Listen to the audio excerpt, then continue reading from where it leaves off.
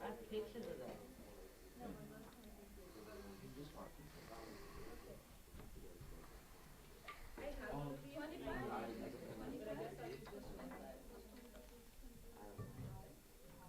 I like those kind of people.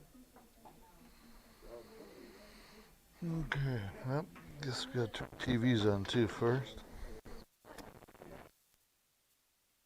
And like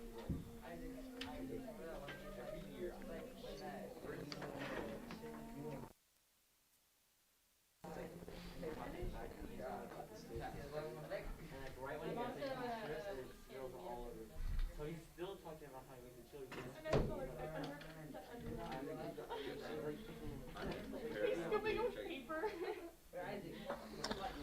Okay, so let's go ahead and get started here. Isaac, time to see you there.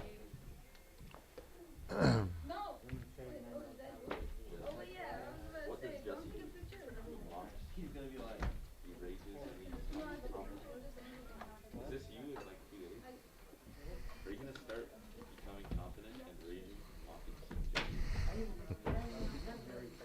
Okay, let's have a word of prayer and get started.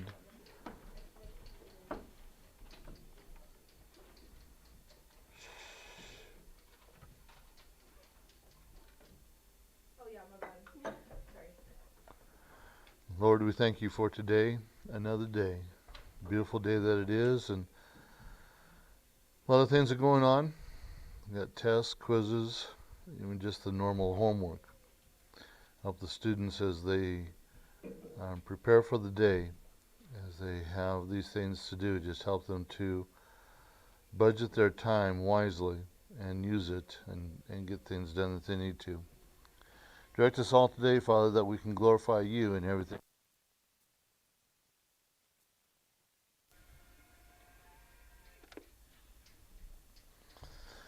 Okay, well, good morning, everybody. morning, Mr. Brown. Okay. Giselle, good morning. Good to see you. I don't know where the other two are, but maybe they're there. If you're there, good morning. If not, let me know. Sign in. Okay, this is where we left off yesterday with the sixth category. Okay, reactions or the sin and wrongdoing of the fool. So we're starting on the seventh category, which is perception of sin from the wise man's perspective. Proverbs 22:3, a prudent man foreseeth the evil and hideth himself, but the simple pass on and are punished. So from the wise perspective, it's his reactions. He foreseeth sin. Okay? He's not a fortune teller. He's not a I can see the future. But psychic, thank you. But he can see when sin is going to happen or what's going to possibly lead into sin. Okay? So a wise person can do that. And that gives him the way to take a detour around it. Okay? You're asking the Lord for help in every aspect, but the Lord would give you a bridge. However you want to look at it, the Lord a way of that sin. So they stay away from it. They hide from it. Okay? They don't entice it to come into their life. Okay? They just avoid it like the plague. Okay? Well, the reaction of the fool is this. Proverbs 22:3, same thing. Okay? A prudent man foreseeth evil and hideth himself, but the simple pass on and are punished. So the reaction of the fool, they enter into sin. They enter into it willingly. Okay? Because they bring it on. They want to bring it on to themselves. Okay? Now, sometimes, and I'm saying sometimes because there are people out there that just try to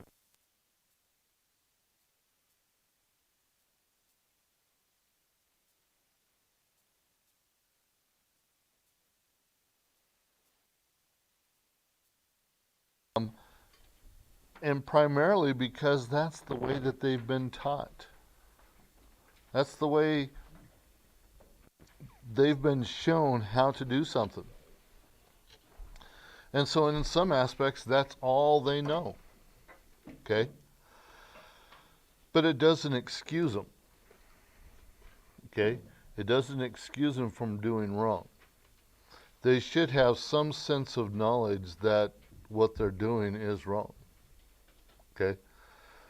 So, because of all that, they have to suffer the penalty. They suffer the penalty for their immediate actions. That's an immediate punishment. But then suffer penalty for it, that they're going to be spending eternity in hell with Satan. Okay? And that's the ultimate punishment. The ultimate punishment that no one should ever want to be part of. Okay? And it troubles me when you hear people say, I'll see you in hell. Okay? That troubles me because they're not giving God a chance. They don't want to give God a chance. They are planning their destiny. They're planning it for eternity with Satan. And so therefore they choose not to accept reality. They don't choose to accept God. Okay? And so those people are destined. And it's all because of them. So they choose to enter into the sin and take the consequence. So the teacher's lesson part now. There's two kinds of people, remember these? The wise man and the fool.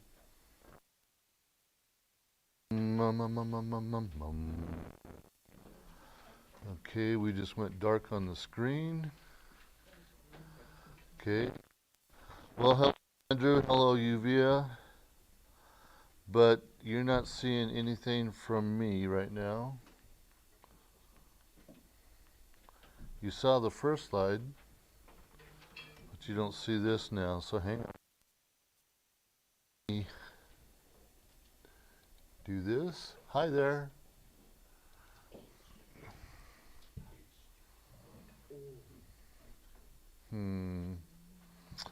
Okay, let me interrupt the class for a minute.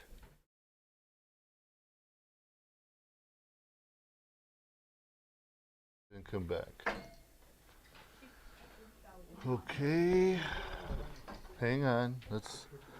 I'm just going to disconnect the whole thing, so just a sec.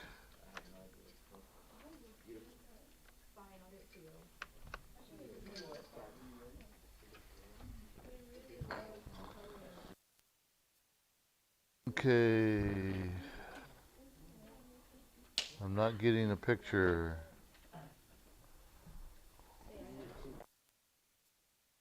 Jesse? Might be the capture card. Huh? Might be the capture card that's plugged into it. Might be in the computer. It's right there.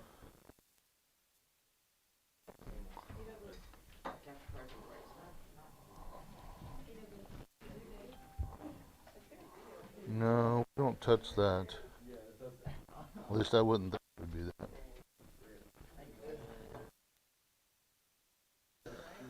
Okay. Waiting for help.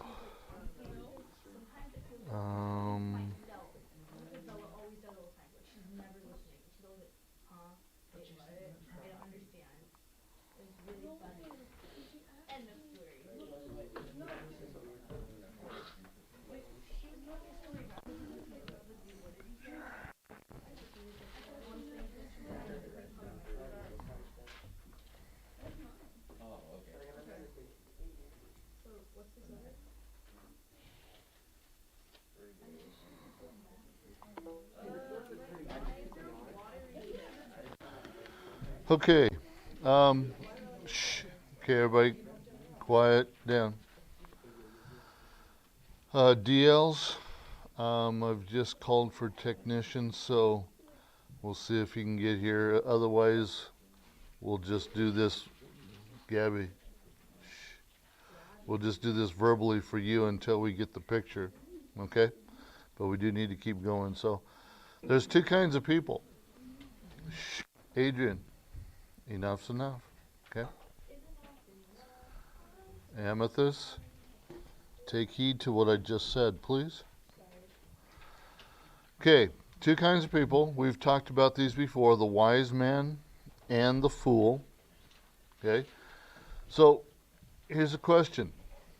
Have you ever heard someone described as bullheaded or pig-headed? Yeah. I feel like that's not Okay. something people use anymore. I've heard somebody call somebody else that, but You're probably right, Amethyst, to some extent that this is an old term, can be, okay, but terms that are used, and the Bible talks about them, okay.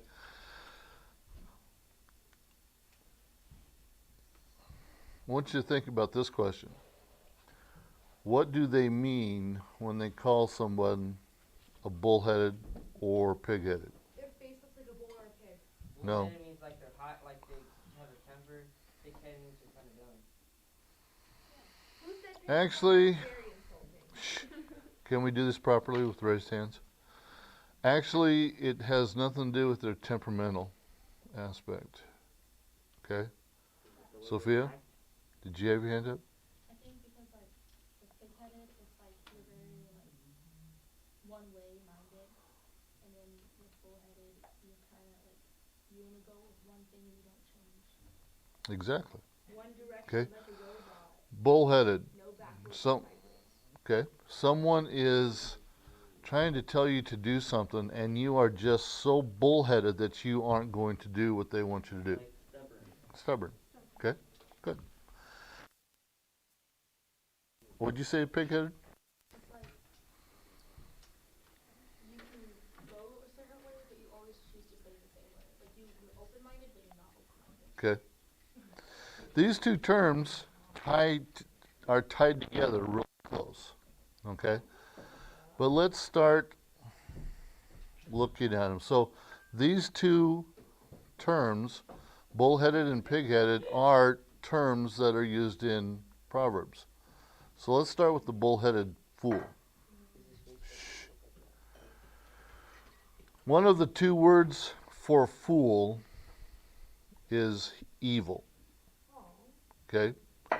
And that's, if you've caught any sense to that, okay, in what we've been saying about a fool thus far this year, the fool has always been related to evil aspects, some kind.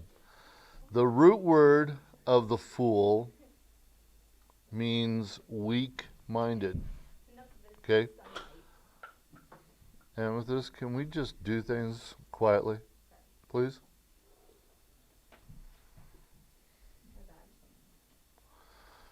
Okay, these are your teacher notes in your book. Okay, what? Is this mean supposed to be like that? The T's? Has it been that way? Yeah. Why didn't you guys see something? Okay, let's. Still don't have it on the screen, but you guys have it. Okay. Okay. So, let me catch you up.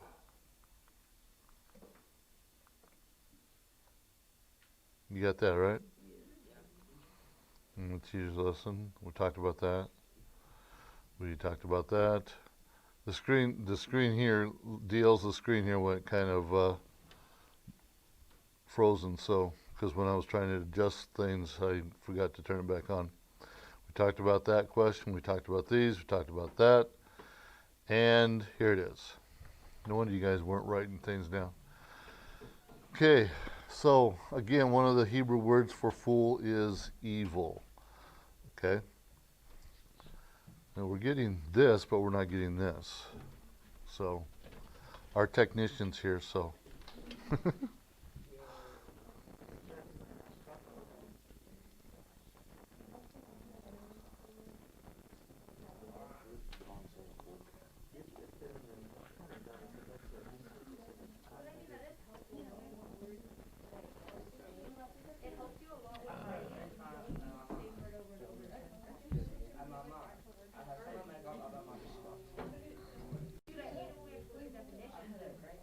I have no idea.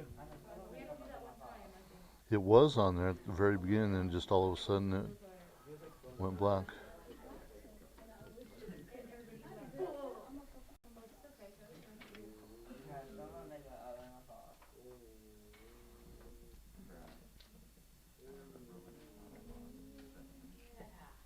Well, done it now. Except now you're gonna have to. Yeah. All right. Okay, thank you. You're welcome. Okay, we're totally back in business. Okay. So let me bring you DLs up to where we're at. Okay. We talked about that. We talked about that. Did you get all that? Talking to the DLs. I'm waiting for them to reply. just speak to me, okay? Okay, get that down. Okay, got it. Good. Going on. So, reactions of the fool, they enter into sin, they suffer, and then they suffer for the penalties. Okay? Well, they suffer.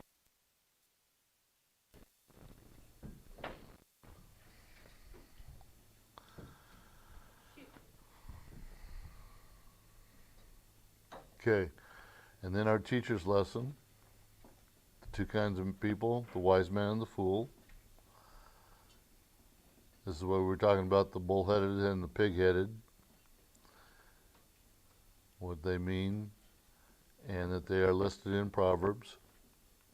And so now we're on this category of bull-headed. Okay? And so number one there, or first thing, is that the Hebrew word for fool is evil.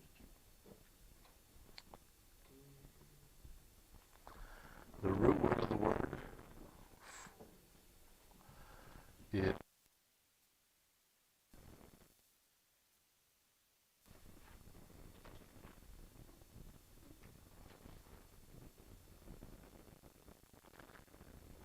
and the implied willed. Said, Sophia said, Amethyst counteracted that, or not counteracted, but are a strong-minded person. Okay, want things done their way. Okay, so they're So like, when it says like strong-willed and weak, this like my analogy I think like you're determined to be like the best person. Like let's use basketball. You're determined to be like the best person in the entire league, and no one can stop you. You're completely determined, strong-willed, that you're gonna be the best person no matter what. Would that be? Would you be? Because you're strong-willed and you are determined. no, because that's just a goal that you're accomplishing. In essence, there's nothing wrong with trying to be the best. Okay, but when you put the best above everything else, that's when it becomes a problem, and then that's when you become a bullhead. Okay, does that make sense? Okay, Adam. Does it mean when someone calls you a bull cat? What? Bull cat? Cat. Like they Bull bull cat. calf? Yes. Like a baby. What's that? Pro- no offense. but probably because of your size, that's why they're calling you that, if they've called you that. Probably no wrong in calling. It's just a nickname that they've given you. Yeah. Okay. Description of a bullheaded fool is energetic. Okay? They have a lot of energy, and he wants his own way. Okay? Shh. And so he's going to expand that goal, the goal of getting his way. A bullheaded fool doesn't want anyone telling him what to do. He wants to do just as he pleases. He is characterized by energy and his determination to have his own way in everything. Okay? Have you, hopefully, no one's thinking of you when we're talking about this. Shh. Amethyst, that's one.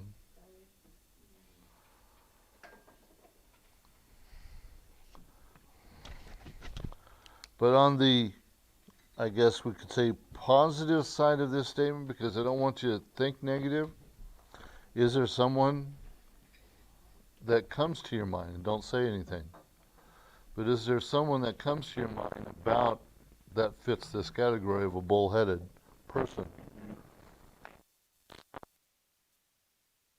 That's too bad. Okay? I mean, that's bad that it's happened.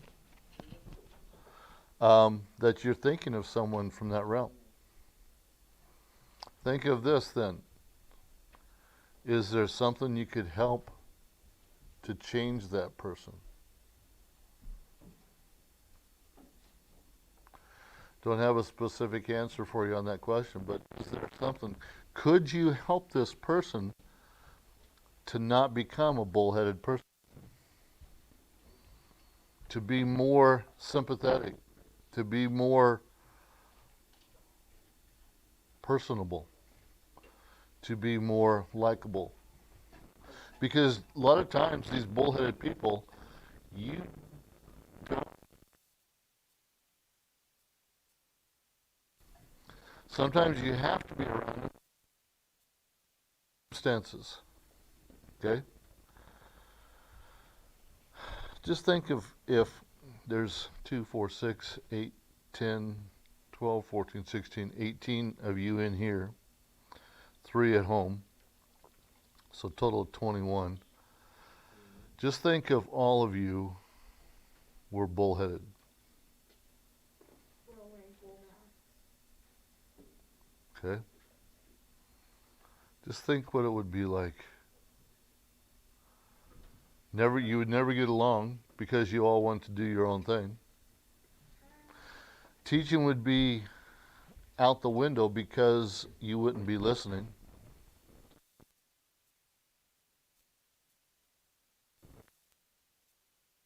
There, we'll deal with those. But overall, you guys have been listening both here and in science, and I appreciate that. I appreciate that. You don't know how much. Okay? But just think about what it would be like. It wouldn't even be fun for you to be in class because you guys would always be at each other's throats because you want your way because you're bullheaded.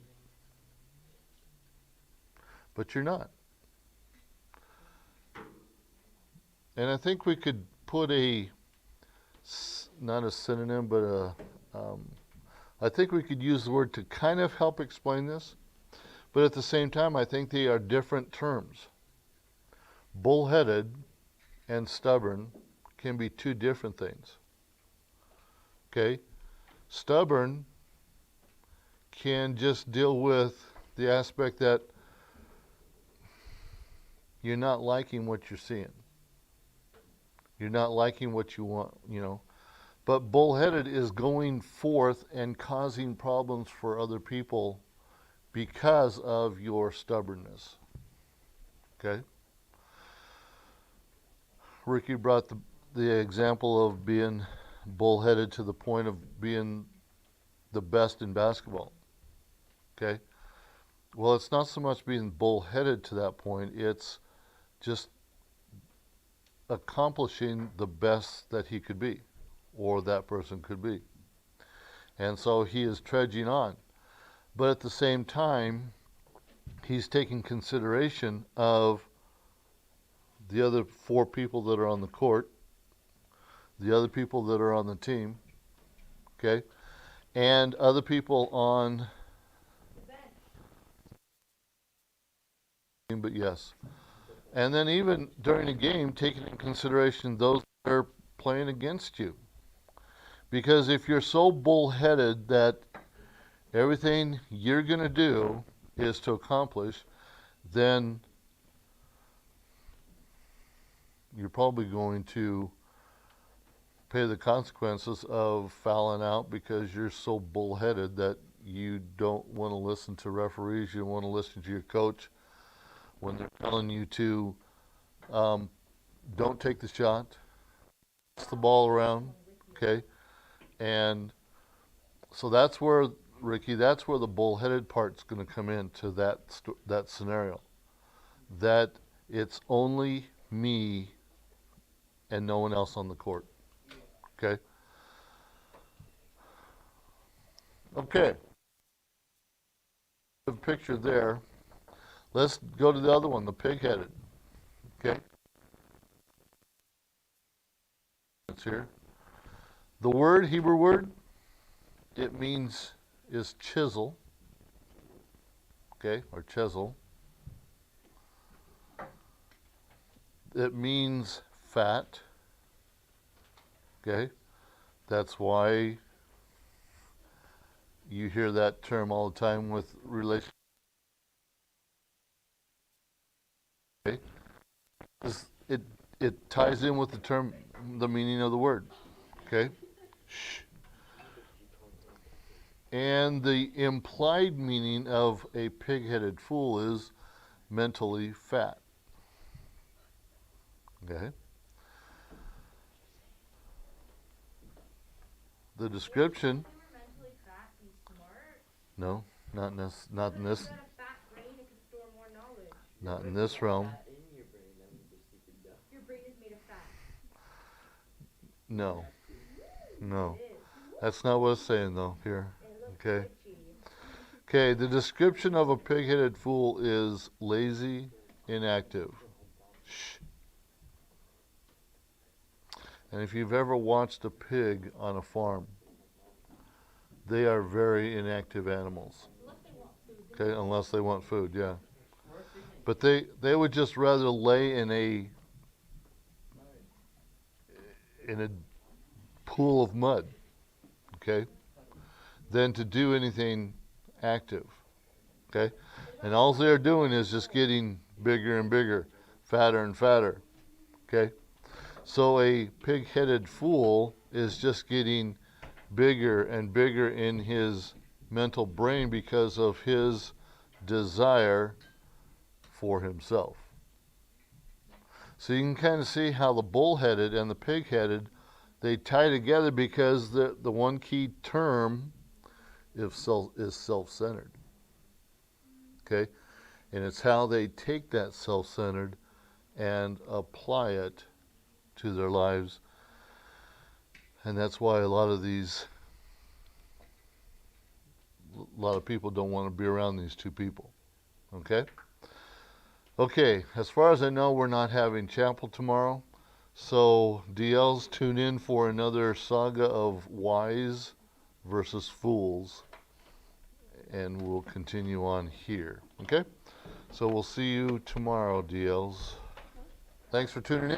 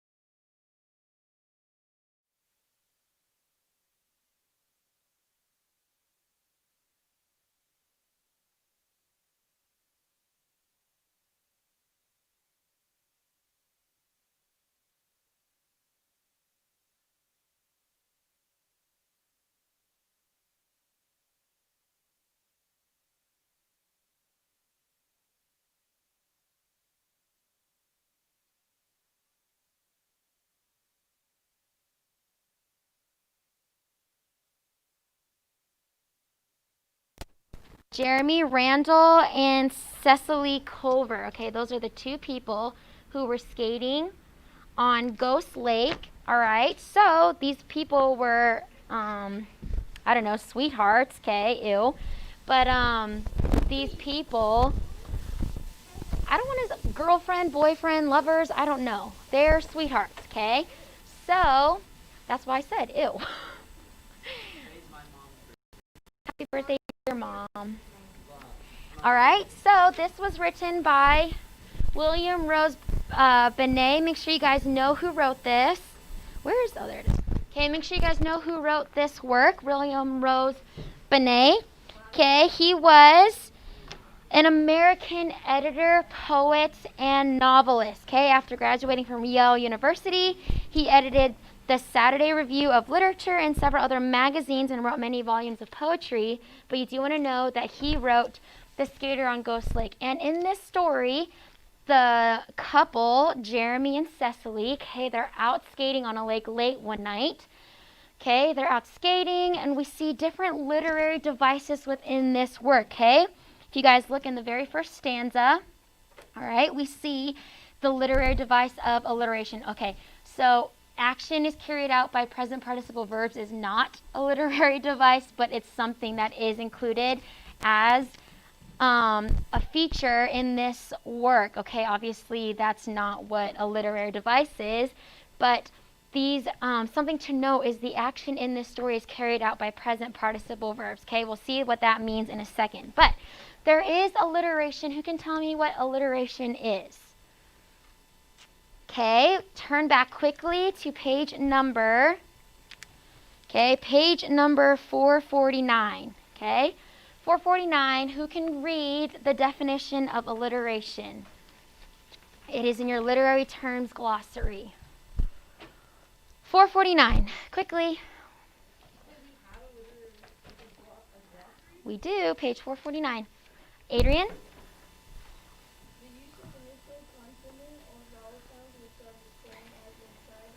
Okay, so alliteration is the use of the same initial consonant sound. So the first consonant of a word is the same, all right? For instance, okay, Peter Piper picked a peck of pickled peppers, all right? That is a use of alliteration, okay? The word or the letter P is repetitious, or it is the initial consonant use, okay? So in this story, there are a lot of literary devices of alliteration. If you guys look in the first stanza, okay? Ghost lakes, a dark lake, a deep lake, and cold, all right? So if in the first line, you can see D and D, dark and deep, okay? The third line, shadows, sounds, there's S and S. Even in the fourth line, steep stand, sentinel, deep, dark, okay? There's S's and D's. Does that make sense? That's what alliteration is. There's a repetition of initial consonant sounds throughout this work, okay? There's another literary device, rhythm. We're kind of more familiar with that one. It's kind of like where the end lines sound the same. It's like the use within the poem, okay? Obviously, cold, scrolled, worse, furs, ring, swing, cold, old, okay? That's rhyme. And in rhythm, it kind of flows, all right? That's kind of like that flow factor of the story, all right? There's couplets, okay? So the two lines line with each other, okay? So cold and scrolled, words, furs, different things like that, those rhyme. And then when I said action is carried out by present participle verbs, you can see that it's verbs used as participles, which are adjectives. So if you guys look in the second stanza where it says crackling, okay, crackling is a present participle verb describing cold, or word describing cold. If you guys look in number 10 or line 12, blowing, wide, different things like that, words that end in ing, verbs that end in ing, that's kind of how it carries out with the action, okay? So Jeremy and Cecily go skating one moonlit night. How romantic, okay? They are skating. Okay, listen. Shh. So cute. They're holding hands. Then all of a sudden, They hear a noise. What do they hear? They don't know. But then they start to skate faster and faster and faster. If you guys look in lines number 45, okay, she says, Jeremy. He says, sweetheart. She says, what do you fear? Nothing, my darling. Nothing is here, okay? Jeremy, sweetheart. What do you flee? Something, I know not. Something I see. So they hear something. They don't know what it is. They think it's the ghost or a phantom, okay, on Ghost Lake, and then they start to race away from the phantom, okay? It says, sway to a swift stride, brisker of pace, leaning and leaning, they race and they race, ever that whirring, that crisp sound thin, like a string plucked of a violin, okay? Even that swifter and low singing sound, sweeping behind them, winding round, so it sounds like it's getting closer, okay? Gasp of their breath, now that chill flakes fret, ice black as ebony, blacker like jet, okay? Then what happens? They're racing away from this phantom. All of a sudden, ice shootings fangs forth, sudden like spears, crackling of lightning, a roar in their ears. And then a shadowy a phantom swerves off from its prey. No, it's a night bird. Flits away, okay? So what do you think when the writer is saying, ice shooting fangs forth, sudden like spears? What do you think that means? No. Ice. Okay, so they're skating on a lake. Then ice, like fangs, shoot forth. What do you think that happens? Okay, the ice cracks. They fall through. Okay, and they do die. It is a great story. But then, if you guys read on, shadowy a phantom swerves off from its prey. No, it's a night bird, flits away. So it ends up just being, look at the next line, a moth owl. Okay, so they're thinking it's a phantom. It ends up being just a bird. But that is the gruesome story of the skater of Ghost Lake. Not gruesome, but kind of sad story. Okay? Next, go to an uncomfortable bed. All right? This was written by Guy de Maupassant. Okay, he's French. Guy de Maupassant. All right, so Maupassant wrote this. He's a French author. Guys, go to page 67. Make sure that you know he wrote An Uncomfortable Bed. Okay, this one was more of a humorous short story. Okay, he was a French author. He was primarily recognized for his short stories, which many took place during the Franco-Prussian War. Okay, if you guys know this about him, you can underline it. It says, although Maupassant wrote 6 novels, 3 travel books, and 1 volume of poetry, he is primarily recognized for his short stories. Okay, so his short stories were during the time of the Franco-Prussian War. He is considered one of the greatest French short story writers and a father of the modern short story. He's not the father of the modern short story, but he is a father. He developed short stories. Make sure you know that about him. Okay, that is on page number 67 towards the end in the description. Okay, and basically this uncomfortable bed, this man, the narrator, okay, he's very paranoid, because how many of you guys have friends that always mess with you, that always tease you or play practical jokes on you? He's calling you guys out, okay? But this friend, or this guy, he went to go visit his friends in a chateau in Picardy, okay? We see that. That's the setting. Okay, it's at a chateau, a little lodge, okay? Look at the second line, okay? My friends were fond of practical jokes. I do not care to know people who are not, okay? So he doesn't know people who are not. But basically throughout this story, this man is so paranoid that his friends are going to play a practical joke on him, okay? He says, during the dinner, the mirth was excessive, exaggerated, in fact. I thought, here are people who have more than their share of amusement, and apparently without reason. He's like, they're laughing too much, okay? That's suspicious, all right? He says, during the entire evening, everyone laughed in exaggerated fashion. I scented a practical joke in the air as a dog scents the game. He's like, they're laughing too much. This is very suspicious. What are they going to play on me, okay? Second, scroll down. He says, the hour struck for retiring, and the whole household came to escort me to my room. He says, why? Okay, he's very suspicious. Okay, he said, I heard laughter and whispering in the corridor. Without a doubt, they were spying on me. So he's like, these friends, they're going to play something on me. I'm very suspicious. So what does he do? He takes precautions. Okay, he's like, if I take precautions, I'm one step ahead of him. So what does he do? He pulls the mattress off the bed onto the floor, and he's like, no one's going to come on me, or the bed's going to fall in, so I'm ahead of them. Okay, I'm going to pull the mattress on the floor. I'm going to sleep on the floor, so when they come in, they won't see me. I'm not there. I'm going to hide, different things like that. But in the morning, okay, he says at the bottom of page 66 on the right-hand side, if you guys look, he says, I must have been in a deep sleep for a long time, but all of a sudden I was awakened by a start with the fall of a heavy body tumbling right on top of my own. And at the same time, I received on my face, on my neck, and on my chest a burning liquid which made me utter howl of pain, and a dreadful noise as if a sideboard laden with plates and dishes had fallen down almost deafened me. Then he says, I was smothered beneath the weight that it was crushing me and preventing me from moving. So he thinks that this is a practical joke on his friend, from his friends. So he runs out into the hall, he screeches, and then all of a sudden he realizes that it's the waiter who came to bring him his breakfast, okay?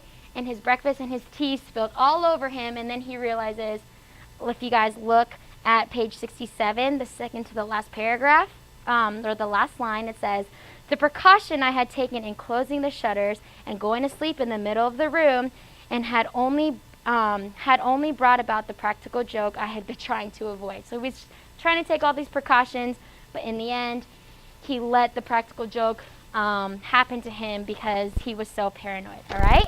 That is An Uncomfortable Bed. We will go over the Earl King and the Listeners tomorrow, okay? Those are two more kind of somber type of poems, okay? The Earl King, it's kind of sad. You guys actually will read it again tonight and figure out what happens in the story. Okay, we'll discuss it tomorrow. Same thing with the Listeners. All right? Guy de Maupassant. All right? So, but yeah, so he wrote An Uncomfortable Bed. All right? So review the Earl King tonight. That was written by Johann Wolfgang von Goethe. Okay, the Earl King, and then the Listeners, written by Walter de la Mare. We'll talk about those tomorrow. Okay, then we'll see the rhyme schemes and then the different aspects of the story. Okay, you do have a vocab quiz today, but before we go over that, listen. Your homework is to review those poems, but begin reading Lanigan versus the Ants. Okay, that is the stories that's starting on page 71. Okay, notice the setting, where it is. Okay, it's in Brazil. Notice that it's one man's determination not to lose his plantation to the ants, and that's the story. Okay, make sure you guys are studying throughout the work. Okay, you do have a reading comprehension quiz that on that story on Friday. Okay, so today, begin reading the story. All right, we'll review some, but make sure as you're reading, you're comprehending the story, you're understanding the plot, that's what's happening. Okay, and then tonight for grammar, you are to study for your test tomorrow over units 5 through 7. Okay, a review of units 1 through 4. If you guys have any questions, please let me know. The grammar test is tomorrow, okay? Friday. Okay? All right, let's go ahead and prepare for our vocab. Okay. I was going to, but now I'm not so sure.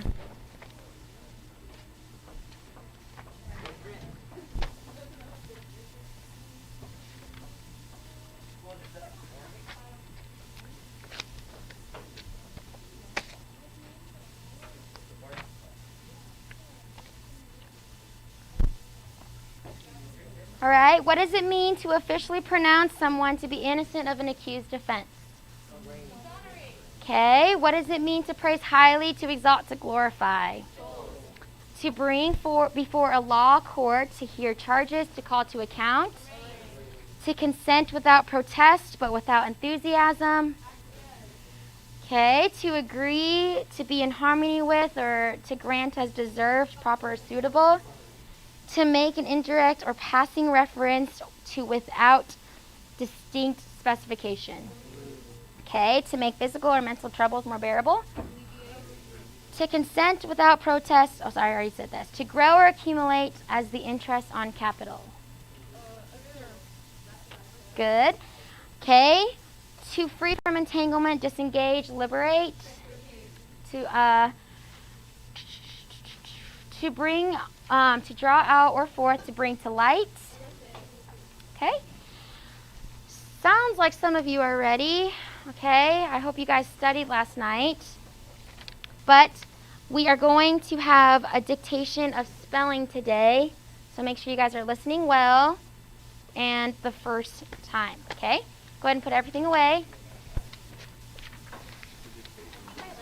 I'm going to say a word and then you guys are going to spell it.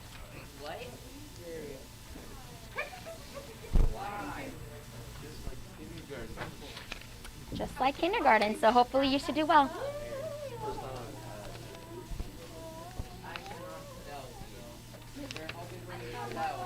Well, that's probably why you should have studied your words, because I'm not going to ask you to spell something outside of the words.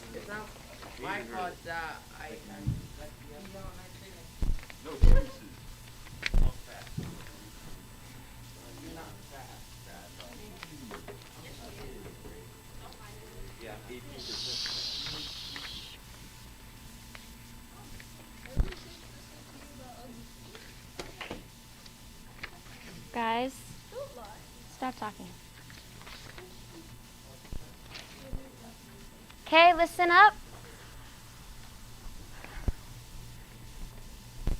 For number 13. Okay, your word. Give me 1 second, sorry.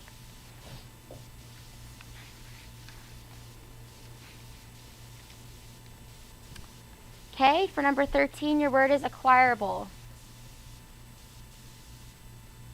Acquirable.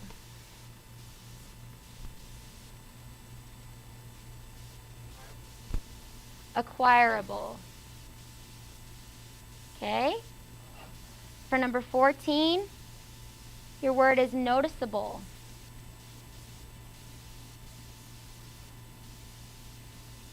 Noticeable.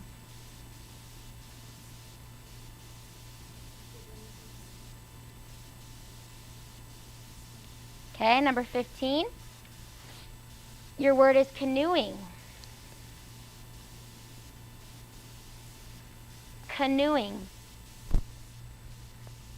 Okay, number 16. Shining. Shining. Okay, number 17. Argument. Argument. Make sure you guys are listening so you don't miss these words. Okay, number 18 is movement. Movement. Number 19 is advantageous. Advantageous. And then number 20 is movable. Movable. Okay, I'm going to ask this once and once only. Did anybody miss any words? Doug? Argument. Okay, yes, Adrian? 16, shining.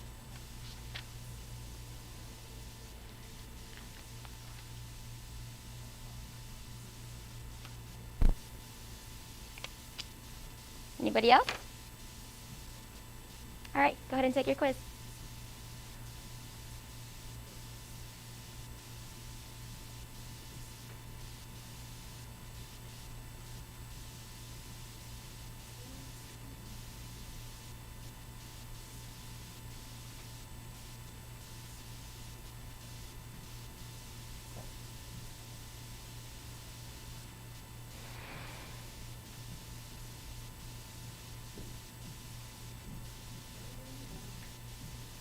Come and turn it in.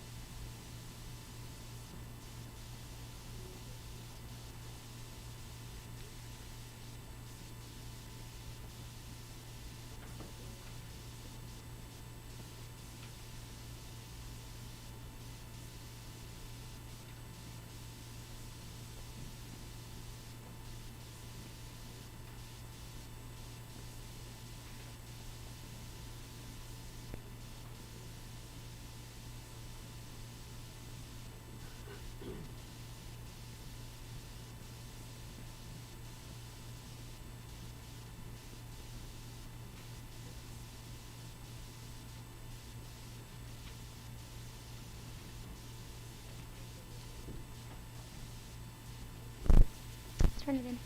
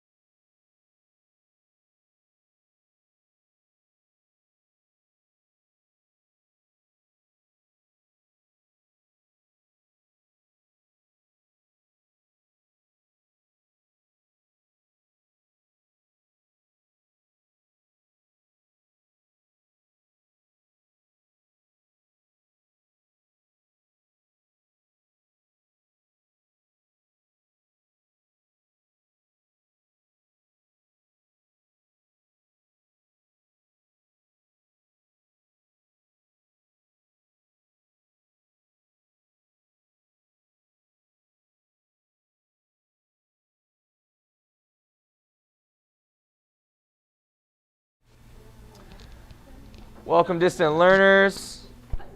Who do we have notes? You know, every once in a while, like I did for 7th and 8th grade last chapter, you have to go to the old-fashioned handwriting. No. To make sure everyone's paying attention, to bring in the less of talking that we've been doing too much of during class. We like to whisper and talk. So you have to do notes because I could do a notebook check at any time, which could be an easy 100 or an easy 0. Just saying, it was in the syllabus. It was in the syllabus. Well, in the syllabus, I say to always have paper. What do you mean? You don't have a notebook or any kind of paper? Well, we're supposed to have paper. Whether it's a binder and paper.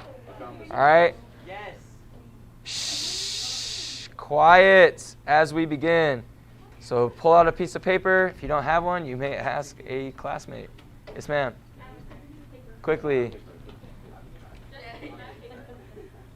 It is something that is needed. And it was in the syllabus. All right, chapter 9. We have Greece and its beauty. Yeah.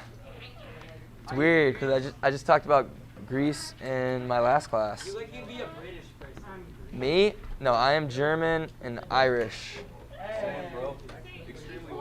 Yes. And my name is Nicholas Garrett Coral. Very, very Caucasian. Sure. Shh. This is why I'm not giving handout notes. We're talking too much. We're about to begin, so you better be paying attention because we're getting into it. Yes, ma'am. This is chapter 7. Why isn't this working? Screen and teacher. Let's go. Our slides, but it's not plugged in because Jesse unplugged it with his feet. You're good. I don't blame you. Ooh, let's see. Where did he have this plugged into? I know, but where is it? I don't see it. Thanks, Jesse. I know what HDMI is. I just don't see it on here. It doesn't look like it's this one, but it could be, I guess. Oh, that's not HDMI. Where was it plugged into? Shh, Douglas. Oh, there we go. Right here.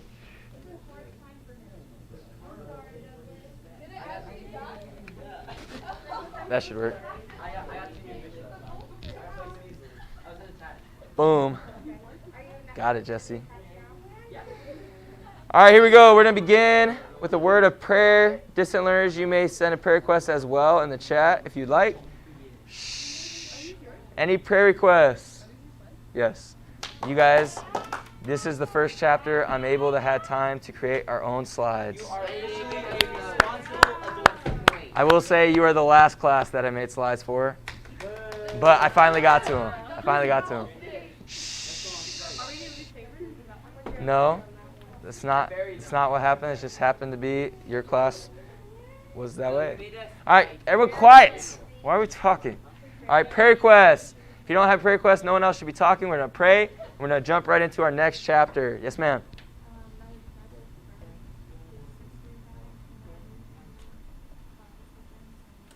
Pray for your best friend's sister, correct? So pray for your best. Yeah, you're right. It was pray for your best friend. I'm sorry. So pray for your best friend and their family. There we go. Pray for your best friend and their family. Is that well put? All right, pray for. I mean, you could still pray for. I mean, not that anything would happen now. It's kind of too late. All right, I'm gonna put a restriction order on you. Okay, so pray for if you heard Sophia, her best friend, lost their sister. That's pretty tough. I have a brother that lost his biological brother. I know it's tough on him. All right, so pray for that. Any other prayer requests? Gabby's grandpa and aunt still with COVID.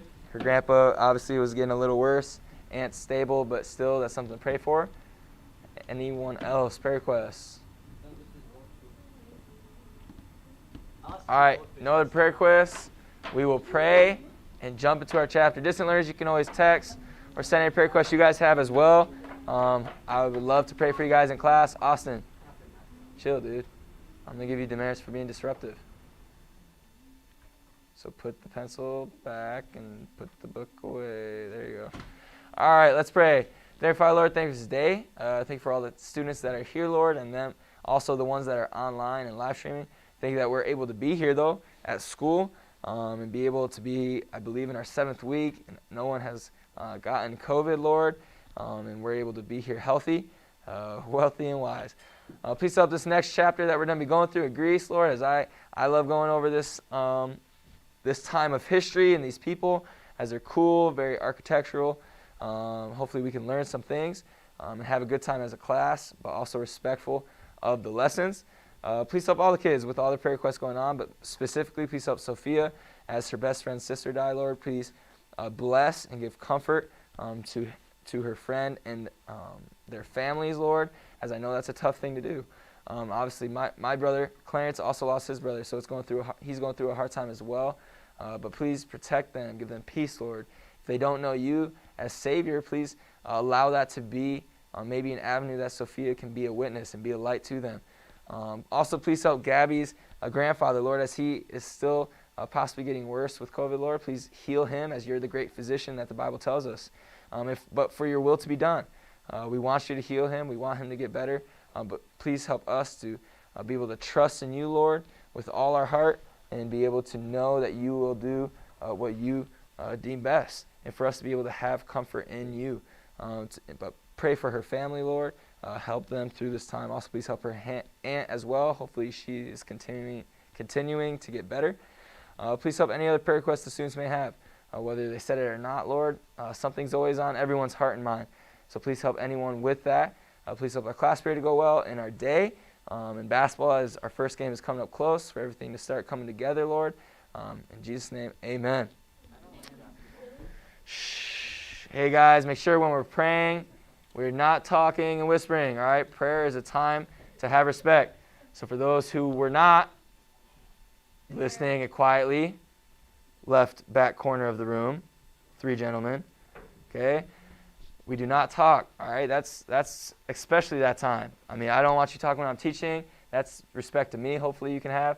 But praying is having respect to God, all right? That's direct disrespect, man. You got to be better than that. All right, but we're going into chapter 7, which is over Greece, the home, beauty, in this time period of approximately 2000 BC to 30 BC, the rise of the ancient Greece. We're going to be going over a little bit of kind of the geography of this land of Greece and the people within it, and then the beginning civilizations of Greece, and then obviously we'll get into things we know more about as well. But beginning with the Balkan Peninsula, okay, this land or area of Greece, the Balkan Peninsula. Okay, we do not have any handout notes this chapter due to too many people talking. So remember, I can do a notebook check at any time. So you need to be taking notes. If you do not have the notes down, you will receive a 0 for a notebook check. I don't have enough paper to take notes. My paper's gonna be gone. I see paper right there. Yeah, there's like 10 left. That's plenty for today. You can get some more tomorrow. I'm too poor though. But your trust will pay for it. All I'm gonna do is I'm All right, that's what she always says. She references to that. Huh? Isn't that what she says all the time? That's what she says all the time. What do I say? Oh, my trust will take You said, oh, my trust will take care of it. Yeah, that's for like tuition or $100. So it take care of paper. I'm gonna text my trust and be like, hey, can you stop by Dollar Tree on your way or whatever? What? That's like 99 cents. I was kidding. I was kidding. All right, the Balkan Peninsula. This is a rugged and mountainous land that extends into the Mediterranean Sea from the south, southeastern Europe. Okay. With this, we also have, obviously, if it's a peninsula, it's surrounded by bodies of what? Water. So we have some bodies of water surrounding this Balkan Sorry. You guys were really still writing the whole thing? I don't know why we have to write down. I should have like a laptop to like Sorry, man.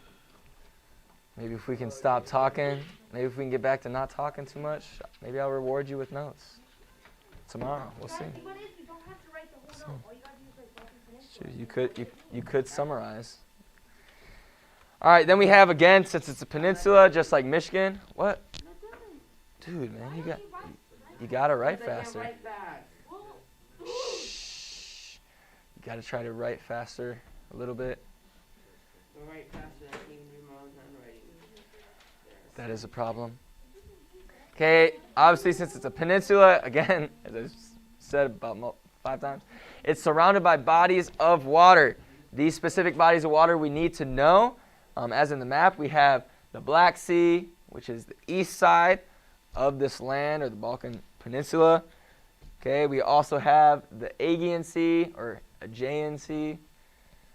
I always call it Aegean Sea, but I was proved wrong. It is Aegean Sea.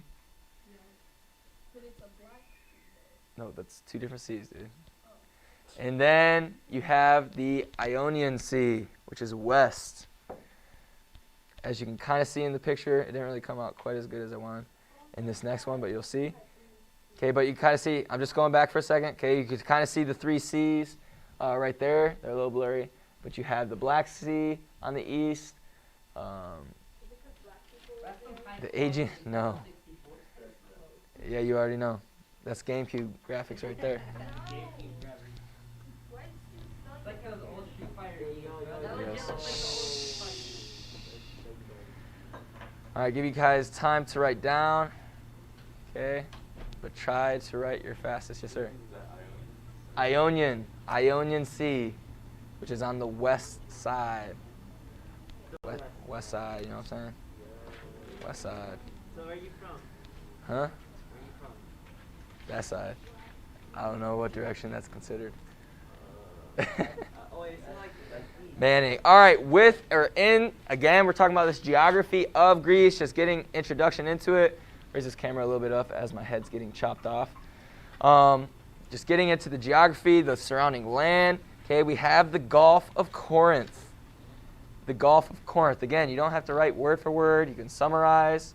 Okay, so you could say, divides mainland of Greece, 2 parts, and then write the 2 parts at the bottom.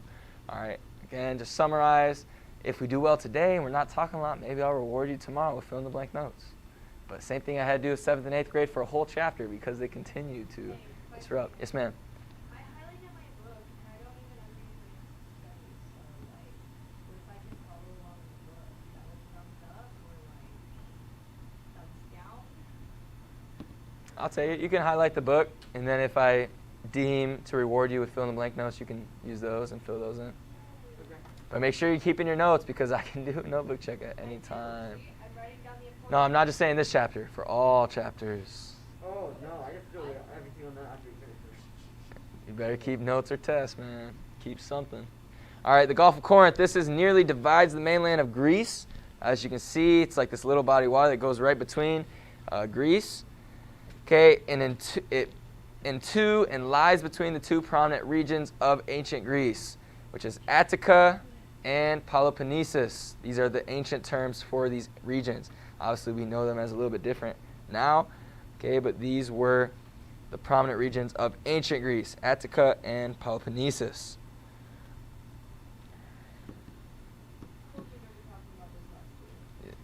The 10th graders probably did take this class already. No, 'cause like the Africa one, I'm kind of like. No, you guys did. You guys took half of it. We're redoing it because you didn't finish it, and obviously they haven't taken it. What I hate is that they split it up. Like last year we could have learned like the 50s till like now. Yep, it's a little different. Yep, it's gonna be a little different. But now we're starting a system that's gonna stay the same. All right, shh. Is everyone good on this one? All right, with this, okay, this is the rise of ancient Greece, talking about the geography of it and everything. We're gonna move into the early civilizations of Greece. First, we have the Aegean civilization. The Aegean civilization. This is the earliest cultures of Europe, including the So you don't have to put the earliest cultures of Europe, including you can just put Aegean civilization and put like ... And you also don't need to know where exactly they're from, but you do need to know the 3 early civilizations, which we have the Minoans, which are going to be the first ones we talk about. They were first located on the island of Crete. How they became extinct or destroyed, okay, history tells us not specifically, we don't really know, but we believe it to be of natural causes. So they were on this island of Crete, so there's a volcano there, so it could have been a volcano, could have been maybe, who knows, natural causes, earthquake. I highly doubt a tsunami hit them where they're located, but maybe flooding, anything, okay, something of natural causes. Okay, we also have the Mycenaeans. They were the first people, ancient civilization located on the Greek mainland. On the Greek mainland. And then, obviously, you probably heard them already, we have the Trojans, which were located in the city of Troy and the surroundings area of Hellespont, also known as Dardanelles. Okay, you don't need to know that. They're basically, the Trojans, just know, city of Troy. They were located mainly in Asia Minor, which is a peninsula from in between Europe going to Asia, around that Mesopotamia area. Okay, give you guys a little time to write it down. Okay. Yes, sir. When we have our first project? What? When do we have our first project? Project? When we get to what the project is over, which is not for a while. You only have one main project for this whole year. So it's going to be worth a lot of points. One main project, yeah. Is that the atomic bomb?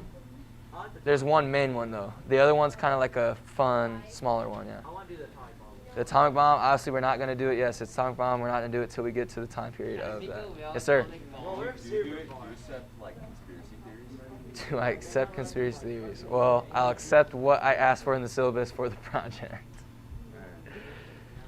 Like no flat Earth? Huh? No flat Earth? That's not part of the project, no. Just letting you know, they talk about Greek mythology and they say Greek mythology wrong, I will be corrected. Huh? Flat Earth? Oh, with the book? If they start saying the wrong kind of Greek mythology, I'm going to correct them. I mean, we're just talking about. We're not really going to Greek mythology in depth. We're just doing the basic stuff. I am also a fan of it a little bit, so I know a little bit, but we're just going over basic stuff. All right, here we go. Everyone should be good on that one. This is early civilization, the people. Now we're going to be going into them more in depth. Okay, first we have the Minoans. Shh. Again, if we want to fill in the blank notes, we need to be quiet. Okay, the Minoans. They're located on this island of Crete, but the Minoans developed the first important European civilization after the flood.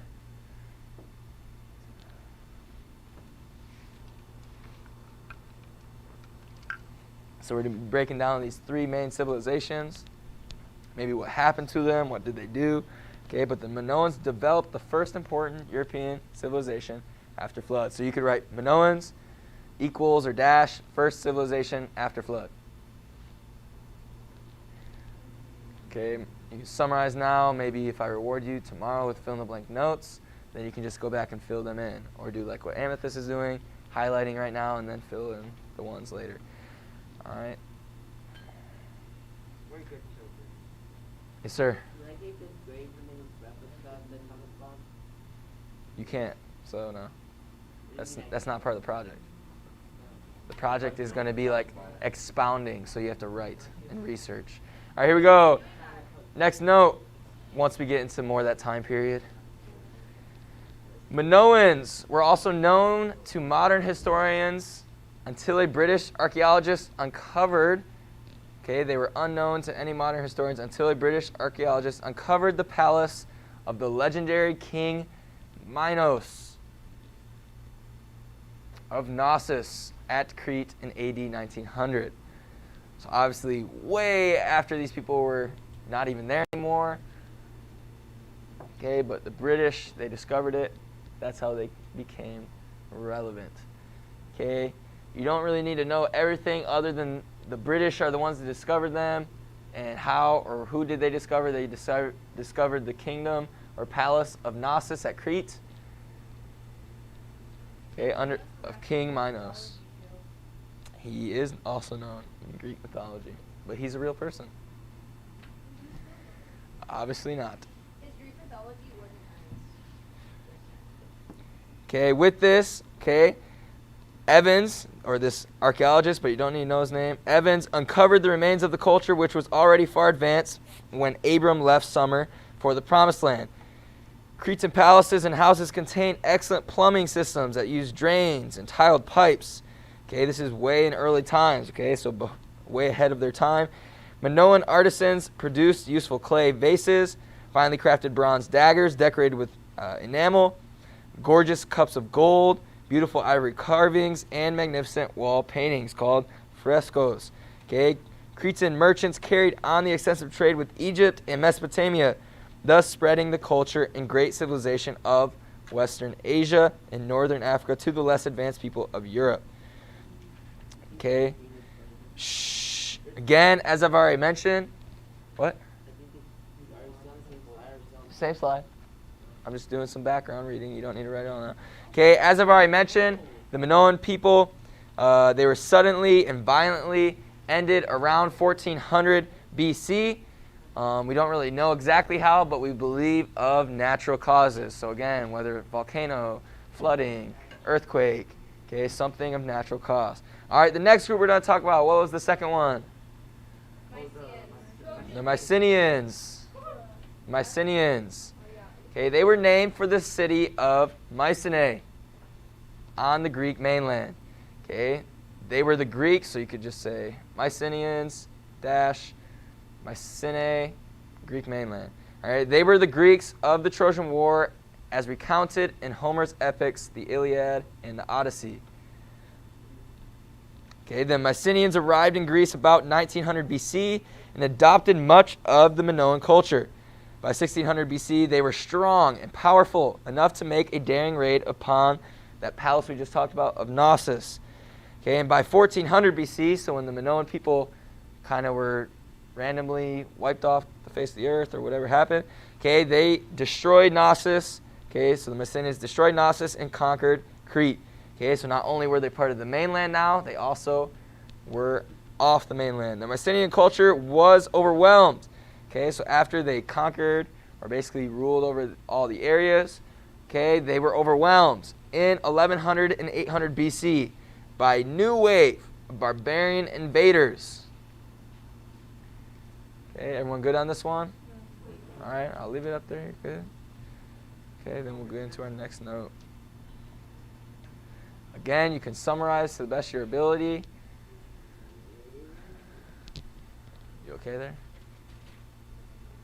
You mad? You mad, bro? I know why you're mad. You know why you're mad. All right. They were conquered or overran by these barbarian invaders called the Dorians. The Dorians, again, are these barbarian invaders who overwhelmed the Mycenaean culture, sending it into the Greek or this Greece land, the Mycenaean people, in Dark Age. Okay, what does Dark Age mean? No. No. Okay, basically because, like Jeremiah said, because nothing's known about that time period. There was no written history, so it's considered a dark age. Or a period of no written history. That is true. This is before people really knew how to write or read or anything like that. Okay.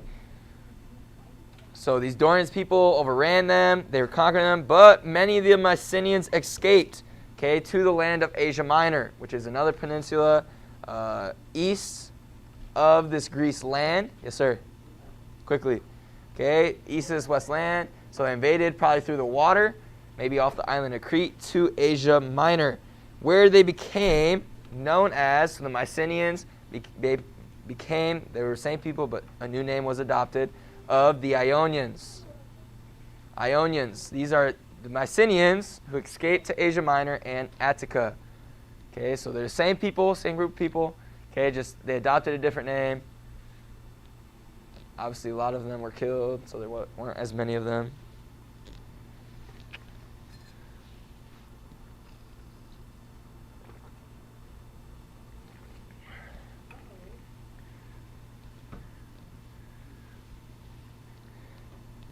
Okay, such cities, the Ionians had such cities as Ephesus, Miletus, Athens, that are mentioned in the New Testament. These, again, were Ionian cities that we hear about in the Bible. From the fusion of early Mycenaeans and the later Dorians during the Greek Dark Ages, which is, again, that time period of the Dorians, 1100 to 800 BC, okay, emerge the Hellenes. The Hellenes. These are the people who were related to both the Dorians and Ionians. They emerged to create Greece's Dark Age. Okay, the Hellenes are the Greeks of classical times who made such great contributions to Western civilization. Okay, they were the foundation of this Western civilization way of life and living and culture. The Hellenes. Okay, and this is going to lead us into our well, I mean, it happened before the end of them, but this is going to lead us to our last ancient civilization, which is the Trojans, which some things we're going to talk about they're famous of. Okay, the Trojans. Okay, about 1200 BC, according to the ancient legend, the fierce Mycenaeans destroyed a specific city in a 10-year siege. Okay, the city of Trojans is Troy. And this was found or happened in this 10-year siege called the Trojan War. The Trojan War is a 10-year siege on the city of Troy on the coast of Asia Minor.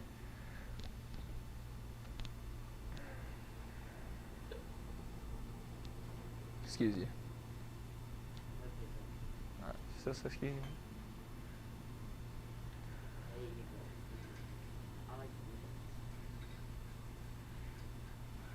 Alright. We're going to go over 2 more notes as class is almost done. We started a little bit late because we were talking a little bit, but that's okay. So a couple more notes and then we'll be done, and then I will give you your homework. Okay. Within this Trojan War, 10-year siege, okay, we're going to see a few things used, right? In this time period, we have this 10-year siege. The Mycenaeans, or the legends that tell us, say the war ended when the Mycenaeans pretended to depart, leaving behind a large wooden horse, known as the most famous Trojan horse. Trojan horse. This was built by the Greeks to hide their soldiers and to allow them to be taken into the city of Troy. Okay, remember, okay, they hide soldiers and people inside this Trojan horse. They use it, say, hey, this is going to be our gift to you, saying we depart. You can remember us. This is our sign of peace. But in the night, okay, they broke out of this emblem of peace and they overran the city of Troy. Again, these curious Trojans brought the horse inside their city walls. The hidden soldiers came out and opened the gates, allowing their comrades to enter and sack the city. For many years, few scholars believed that the city of Troy had ever actually existed. Then, in the 1870s, a wealthy German businessman and amateur archaeologist began excavations to prove his theory that indeed there had been such a city. Within a few years, he unearthed 9 cities of Troy, built one on top of another. He conducted excavations at Mycenae and other ancient Greek cities or sites. Evidently, the tales of the Trojan War had some basis in fact. Troy lay in a strategic position on the Hellespont, or the straits that are now called the Dardanelles, that we had mentioned, between the Black Sea and Aegean Sea. Perhaps war was precipitated by Trojan interference in the Mycenaean commerce. Okay, this is the early civilization. This is going to lead us into a little more philosophical beginning of the writer of the Iliad and Odyssey, which is going to lead us to the ideas and the beliefs of Greek mythology. But we're going to talk about that tomorrow. We'll get into that too tomorrow. For homework, distant learners, make sure you sent me your test. I believe Andrew did, and Giselle. Yuvia, you need to send me your test as well. I sent that to you. If you did not get that, let me know so I can get that to you again. But you need to turn that in shortly so you can get full credit. But for homework, pulling it up. Give me a second. We have page 67. You're not doing all of it. Don't worry. Page 67, 1 through 7 odd. Page 67, 1 through 7 odd. Okay, that's your homework. Be ready for that. What page? Page 67, page 67, 1 through 7 odd. All right, that is homework. 9th grade, you may be dismissed. 10th grade, you may be dismissed for your 10-minute break as well. All right, we will see you later. Distant learners, let me know if you guys need anything. Hope you guys are doing well and come back in person shortly. But again, let me know if you need anything or missed anything in class. We'll see you soon.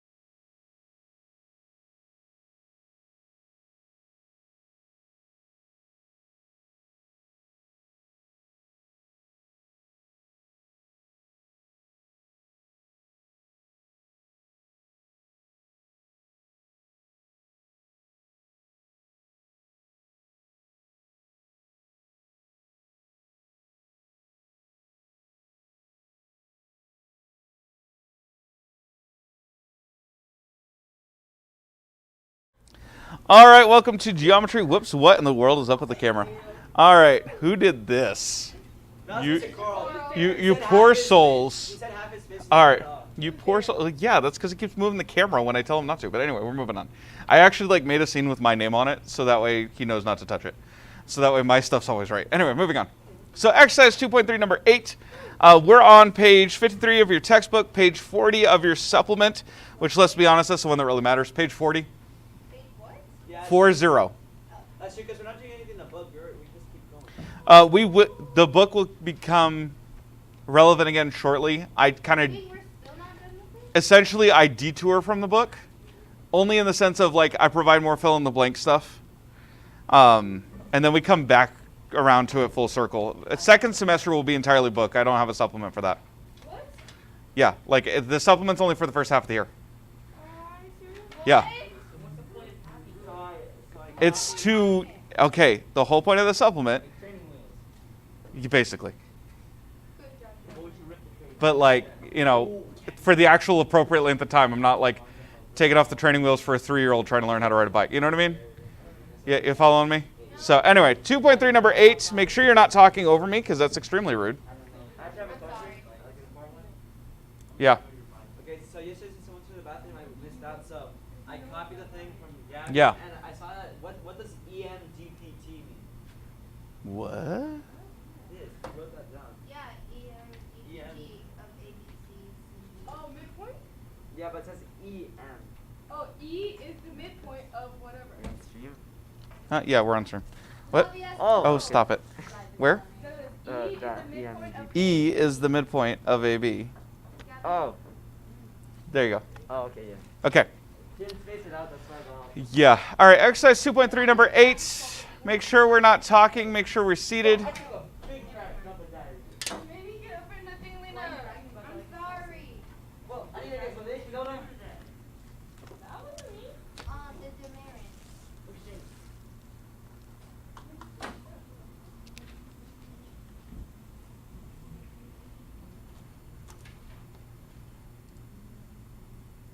All right.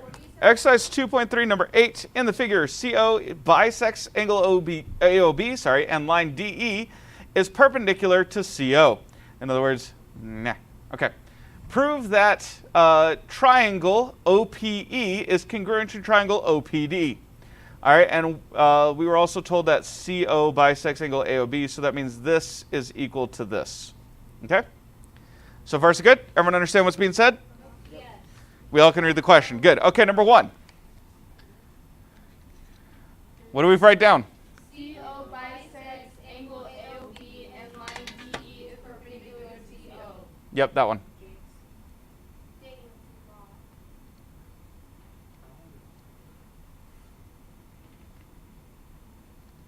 How do you, what's the sign for line again? Do I spell a line over DE or just write DE? You just write DE. Small D's on.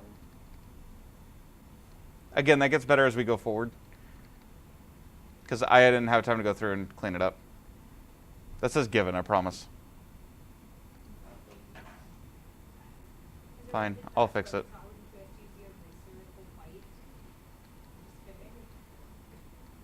Number 2. All right, what's the next thing I want to say? Triangle OP is congruent to triangle. No, that's the last thing. That's number 6. Oh, thank you. That's the one that's filled in. D is perpendicular to CO, and it's going to be because, no, it's equal. No. Wait. I got this. OPB, no, angle DOP and POE are equal because of Definition of midpoint. perpendiculars. Definition of perpendicular. Okay, you combined 2 steps there, so we're going to separate it back out, but you are on the right track. All right, so we have angle My brain color OPD and angle OPE are right angles. We have to declare that first. That's exactly what I said. All right, and by definition of perpendicular.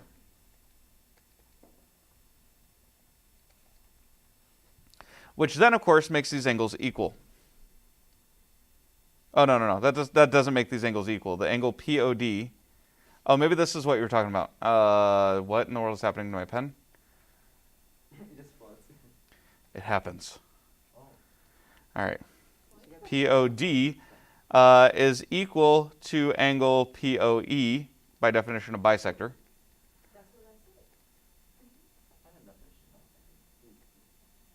Okay. We don't need to state that the right angles are equal because we can just use leg angle. Does that make sense? So step 5 will kind of be a judgment call, whichever way you guys want to go. Also, one quick housekeeping thing we have to do. OP is equal to OP. Identity. That's identity. Okay, aka duh. All right. DP and PE are equal. Huh? No, we're good there. And there's actually no guarantee of that. I mean, it's true, but the only way we can discover that is by proving the triangle is congruent. OD and OE. Okay, don't worry about it. All right, again, after we prove triangle is congruent. All right, so number 5.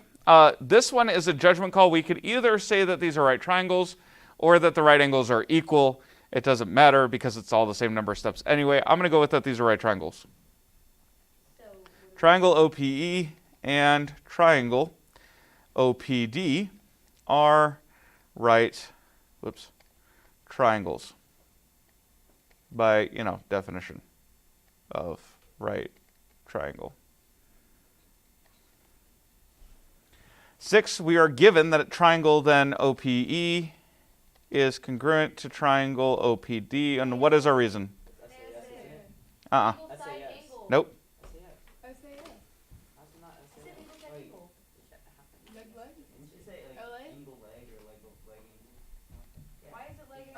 We did right triangles instead of saying the angles are equal.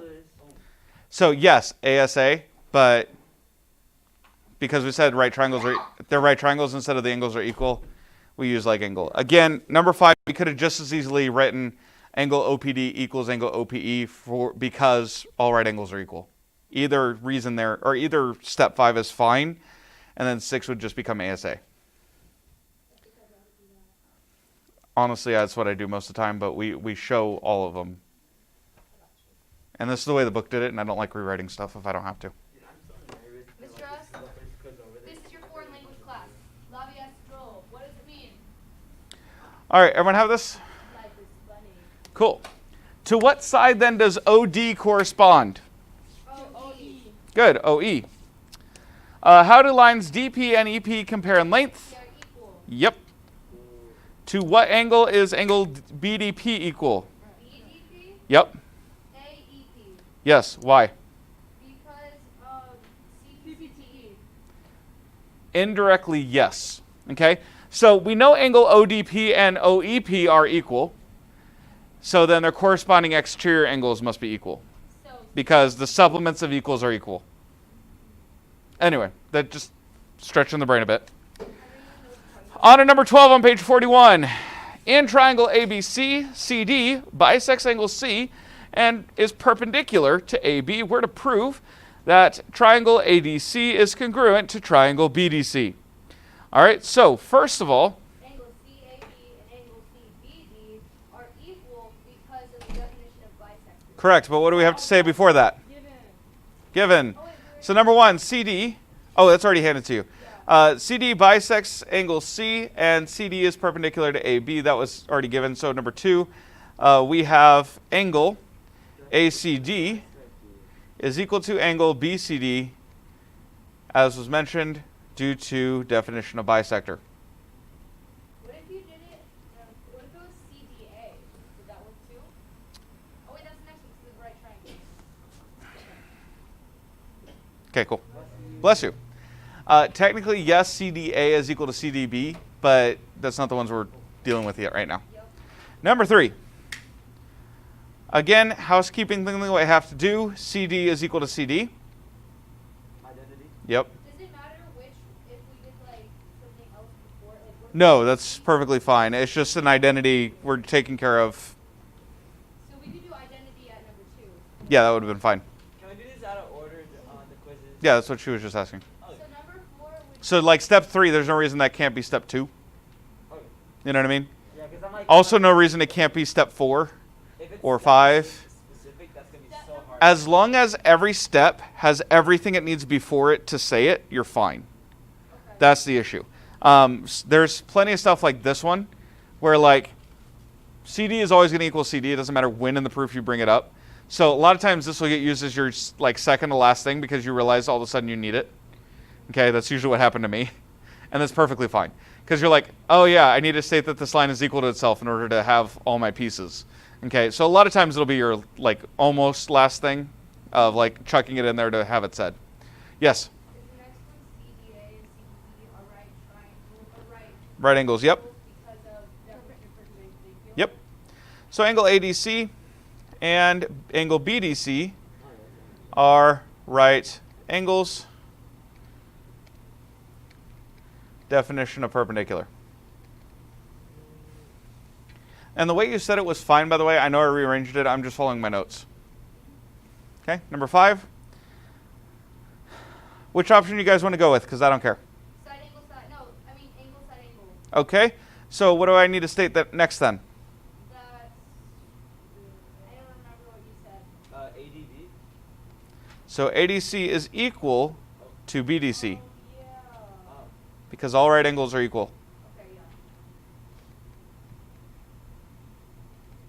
And then finally then, triangle ADC is congruent to triangle BDC ASA. We had angle, side angle. Question. Okay? Is this the way, did you do angle, side angle for 12 in yours? In mine, I actually have the note that I can do it either way. This is the first one where I kind of, I think this was last time I taught it. I think this was the first time I introduced you could basically pick and choose whichever one you want. Because like number 5, you could have just as easily put triangle ADC and triangle BDC are right triangles. You don't need both, by the way. I'm just showing both because teaching. All right. I will never do lead angle. And then definition of, it's useful if they hand you at the beginning the right triangles. Like if they state right triangle, that's when it's really useful. Because then it actually saves you a step. When we're doing stuff like this, I always do angle, side angle. Yeah, same. All right, so the red is a perfectly valid option. I know it's kind of scribbled on there, but the red is perfectly fine. As a matter of fact, that was the way I did it in my notes, and then realized you could just easily do it the other way, so I have the other way in parentheses in smaller font. So that's what's happening. Let's go on to exercise 2.3, number 13. You have this diagram. All right. We are given that AC is equal to BC, that angle A is equal to angle B, and that angle C is... You asked why you do the circle on the angle side. Oh, that's just so that the way it doesn't start looking like an L or a C. And then I was wondering if you do it the way that I do it, so it's just without a valid angle, then it's fine. Yeah. And as a matter of fact, when you'll notice on the computer, I just do that. Like there's no arc because there's no confusion possible. It's just my handwriting is Like when he kind of sloppy. crosses these to make sure that he knows That I know it's not a 2. It's the same reason.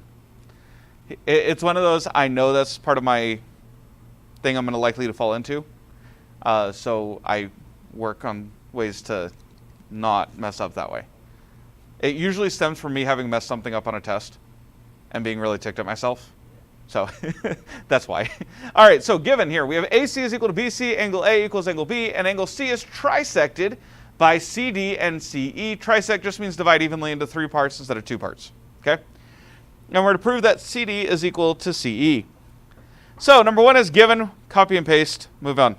Number 2, by definition of trisector, we can say that ACD is equal to angle BCE. Whoops, I forgot the angle symbol. Those 2 angles are equal by definition of trisector. Now, I'm only trying to prove that CD, this region, oops, nope, that's not right. Again, that's just the meaning of the word. That's why I defined it real fast. It just cuts it into evenly 3 parts. So all I'm trying to do is prove this line equal to this line. That's it. That's all my goal is. Okay? So you'll notice I'm not listing all of them. However, it's super fast and easy for me to prove those outer 2 triangles congruent. So yes, DCE would also be equal, but it's not relevant to my proof, so I don't include it. Does that make sense? It wouldn't be wrong to include it. It's just not relevant. All right, number 3. Well, then my triangles are congruent. So, right triangles are equal? By ASA. We were given angle A is congruent or equal to angle B. We were given that AC is equal to BC, and we just proved in one step, because it was trisected, that angle ACD is equal to angle BCE. Does that make sense? So there's my angle side angle. Number 4 is CPCTE. Yep, number 4 then is CPCTE, because I'm showing corresponding parts of congruent triangles equal. Suck it, triangles. We know what's up. It's crazy to think that like third grade, like, ooh, triangle, that's it. Triangle. And I'm like, that's it. CPCTEASA. Whereas now when you're planning a proof, ooh, triangle, I can use that. All right? Seriously, like that's actually like half the breakthroughs of proofs are like, hey, that's a triangle. Why have they been only proving angles and triangles? Because they'd be like, what shape is Start that? proving squares. We'll get to it. It's just a lot of the fundamental stuff deals with triangles. And even stuff we prove with squares, we end up tending to draw a diagonal and using triangles. They're just easier to use. Well, once you have triangles, you have everything else. Because every polygon can be made up into triangles, and then circles are their own weird blend of crazy. My eyes are shutting. So we'll deal with the circles later. All right, number 16. We are given that AC equals BC, okay, and CD is equal to CE, and that angle X equals angle Y. We are to prove that AD is in fact equal to BE. Now, from the diagram in this one, hopefully it's kind of obvious that there is no way on Earth that you would just be able to tell that. Hey, they're not even. It's the optical mind trick again. They are even. It's no, it's B. Boom. Okay.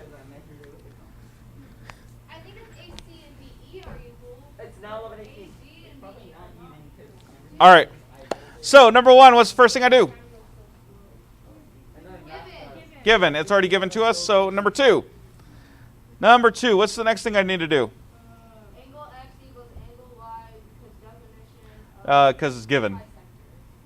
However, I do need to do something with angle X and angle Y. All right, so here's kind of the game plan. You guys ready? Yeah. I'm going to prove this triangle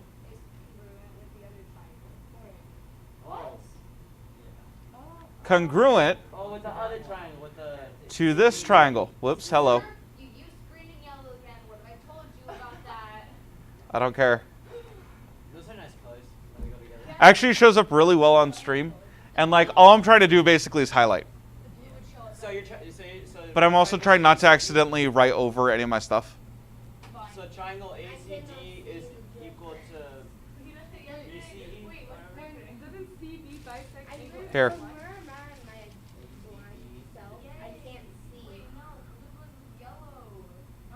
Oh my goodness, it's just a drawing. Just bro. the red then. Oh my goodness, y'all are so whiny. All right, moving on. So we're mentioning those two pieces. All right, so we're going to prove those two triangles congruent. You'll live. All right, so I got an email. All right, so let's see here. First thing we need to do then is notice that this piece right here is in both angles of the triangles. So in triangle ADC, that piece plus X, well, that would be the same piece plus Y in the other triangle. Does that make sense? Okay. So I'm going to say that, I'm just going to write it. Angle X plus angle BCD is equal to angle Y plus angle BCD You know this is not. by addition. Did you just eyeball this, or are they actually equal? No, well, it's the same piece. No. Oh, you're talking about the diagram? Yeah, that's correct. I think. Pretty sure. My eyes are really sensitive today. All this light is making them I hurt. know, mine's been watery today. Okay. It's because it's equal. It could be. Amethyst, just reach behind you and turn off that light. We open all of the windows. It's a It crime. hurts my eyes so much. There, is that better? Okay, not completely dark. I need some light. Yeah. Cool. You have like All right, there you go. Oh my goodness. All right, so there is addition. By addition, we have that. No, I understand needing to be able to see the screen. All right, number 3. Silence. Number 3. Now, angle X plus angle BCD would equal angle ACD. And angle Y plus angle BCD is equal to angle BCE. Okay, that ain't fitting in. Yeah, well, Yeah, well, you write. you just write it small. In the top half, you write the first half, and then on the bottom half, you write the second half. Yeah, you notice that one's a little taller? It's because there's 2 lines. Like I said, I increased the padding at some point, but I don't know when that hits. Axiom. Nope. That was the reason too. That's why they're equal. Why do they equal the larger pieces? If all right triangles are congruent. When equals are added to equals, they form more equals. I'm not saying that they're equal to each other. I'm saying they're equal to the things they make up. All right, so we haven't seen this one yet.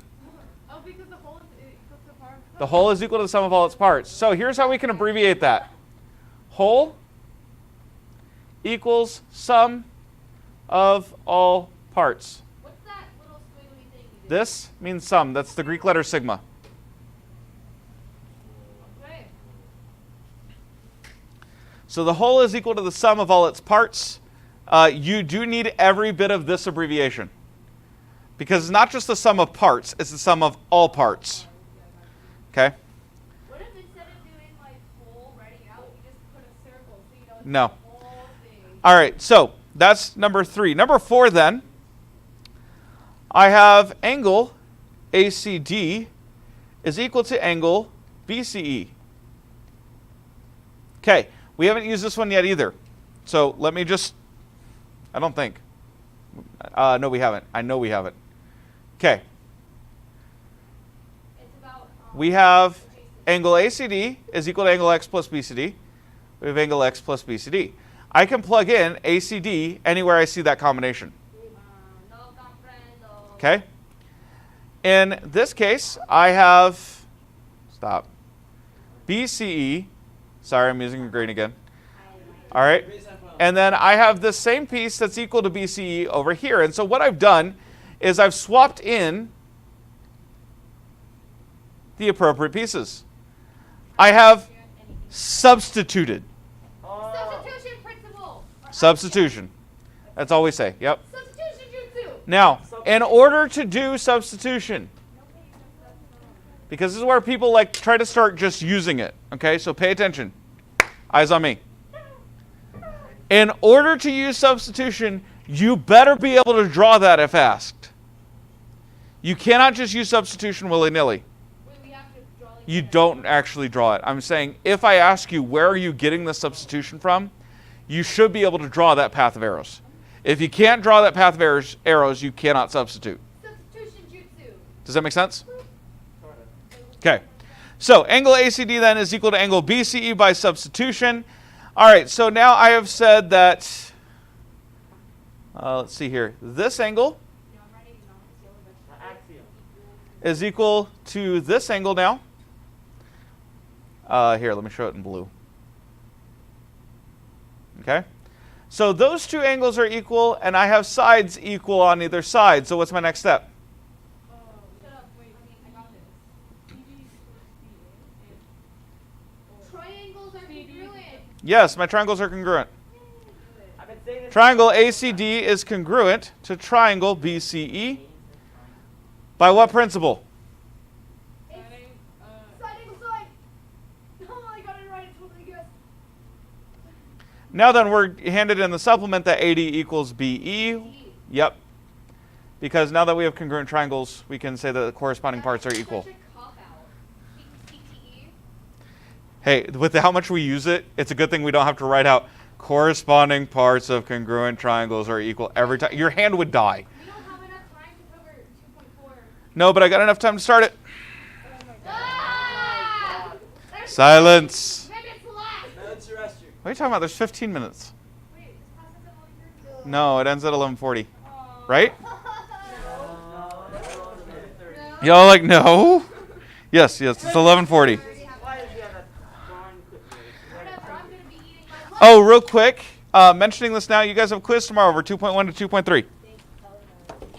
It is terms related, and it is closed book, closed supplement. Oh, and you definitely have it because I already have it done and printed.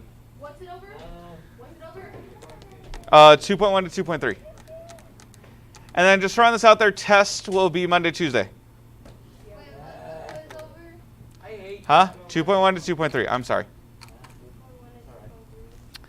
All right, let's go on to 2.4. We can get that introduced at least. Now, 2.4, there are 3 possible wordings for this theorem, and we can use any wording we particularly feel like in that moment. All right, does that make sense? The book only gives one, but then it introduces the others later, so I include it all here for completeness. All right, we good? Good. So there are 3 possible wordings to Theorem 3. We can use any of the 3 interchangeably because once we prove this, we can state any of those things. So, first statement is, in any isosceles triangle, the angles opposite the equal sides are equal. In other words, I'm going to set out to prove in this diagram that angle A equals angle B because side AC equals side BC. Okay? So, I'm going to go through and prove that here in just a moment using the proof in your supplement and textbook. But then the second way we can word this is that the base angles of an isosceles triangle are equal. That's just an alternate wording. Or finally, if I have equal sides in a triangle, the angles opposite those must be equal. It doesn't, I mean, by that point, I have an isosceles triangle. Does that make sense? So any of those 3 get used, we'll use them interchangeably as needed.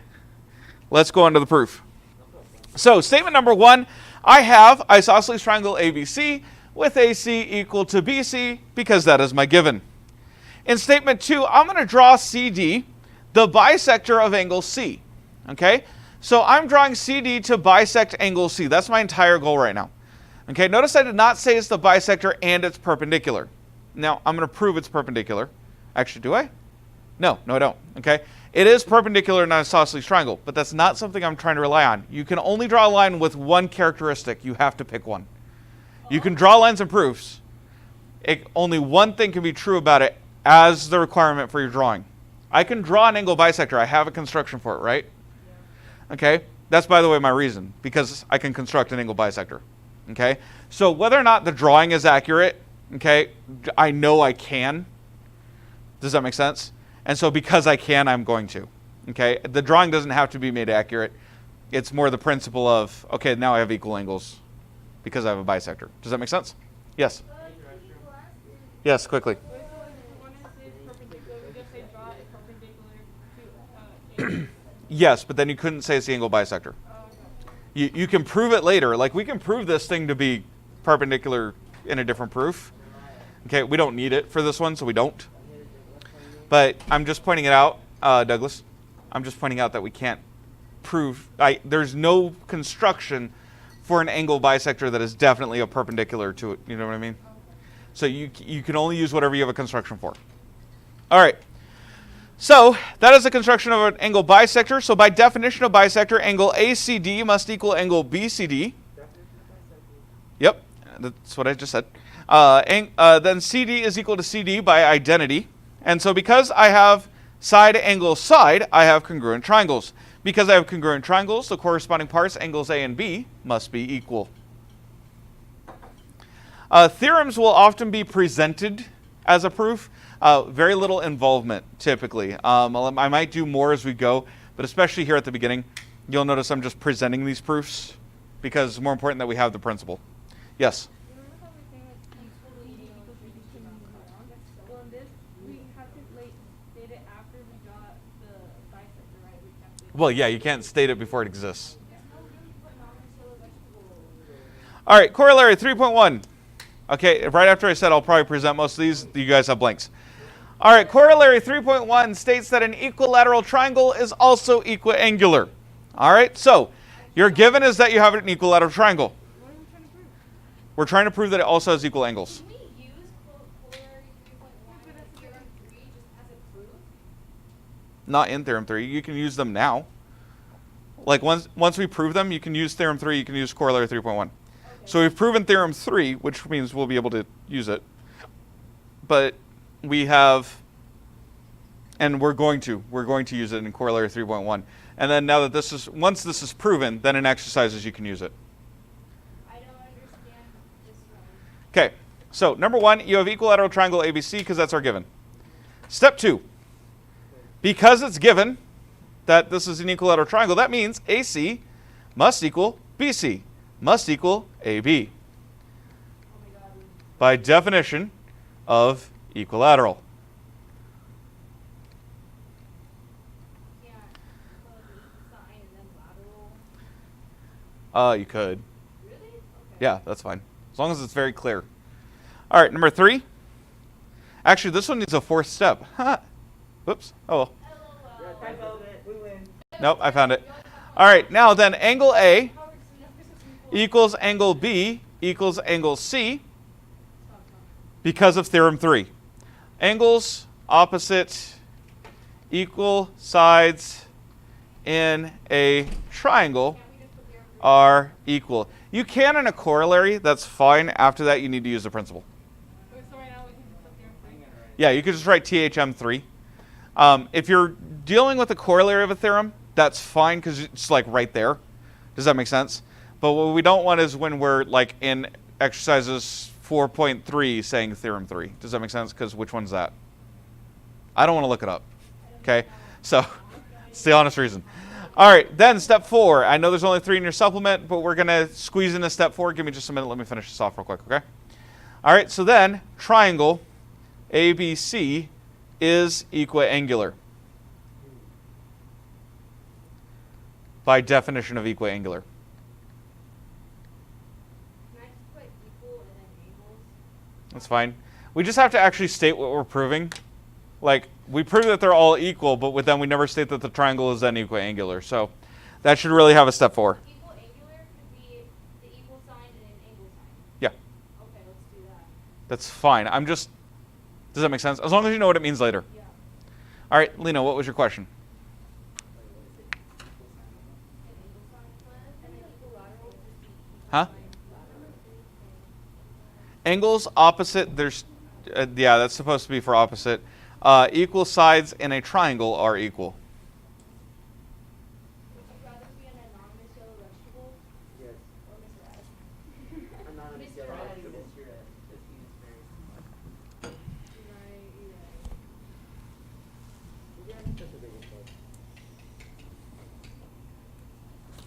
Now, I've already kind of mentioned these.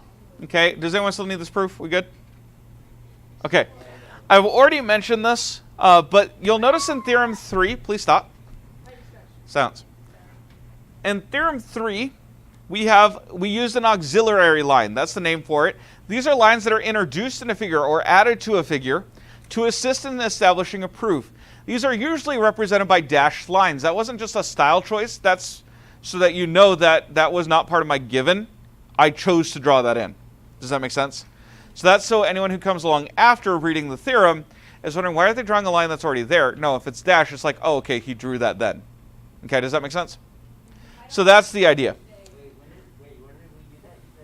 We did it in theorem 3. When I drew CD, the bisector of angle C. All right, so then, I already mentioned this, but in drawing any auxiliary line, I cannot say the word, care should be used not to put more conditions on the line that are necessary to determine the line. Any additional condition must be proved. Again, my example that, like, yes, it is a perpendicular bisector of the base. But I can either draw an angle bisector, which is a lot easier for me to work with in the case I was using, or I can draw a perpendicular bisector and prove the other one if I need both conditions at the same time. Okay? By the way, not every angle bisector of a triangle would be a perpendicular bisector of the base, but in an isosceles triangle, we'll prove it later, that happens to a vertex angle. If you bisect a vertex angle, you've bisected the base and is perpendicular to it. But it's specifically because that was an isosceles triangle. All right, so all we cared about was the angle bisector. All right, so you have to make sure that you don't accidentally put more on it than it can handle. So we're going to start working with this after your quiz tomorrow. Okay, so this was just the principles that we're going to be using in these exercises, and then we'll start dealing with those exercises after your quiz tomorrow or on Thursday if the quiz ends up taking too long. But we'll start dealing with it then. Of course, the nice thing about this is that, like, even if we can only do one proof tomorrow, well, hey, that's still a proof we don't have to do Thursday. So we'll probably do some of it tomorrow. Again, you guys have a quiz tomorrow. Make sure you guys are studied for that. Make sure you guys are doing your homework. we have just entered exercises 2.4, which means that your homework is going to be due Monday because your test is Monday, Tuesday. Okay? So if you haven't been keeping up with your homework, you better start on it now. All right? Because it's going to be graded all at once. All right, distance learners, I'll see you guys later.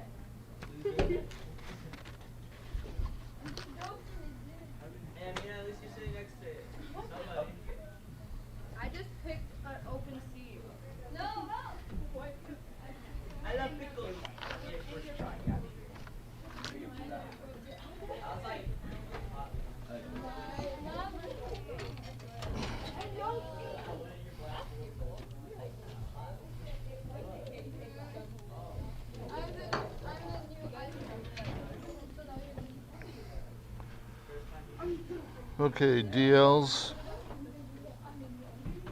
Class, time to be quiet.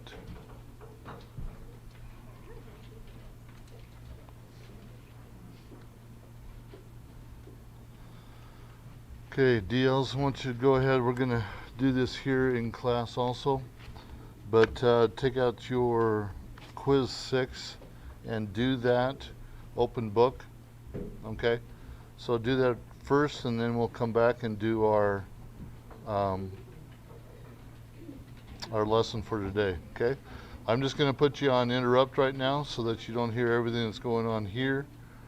But quiz 6, open book, you should have that. 10th grade.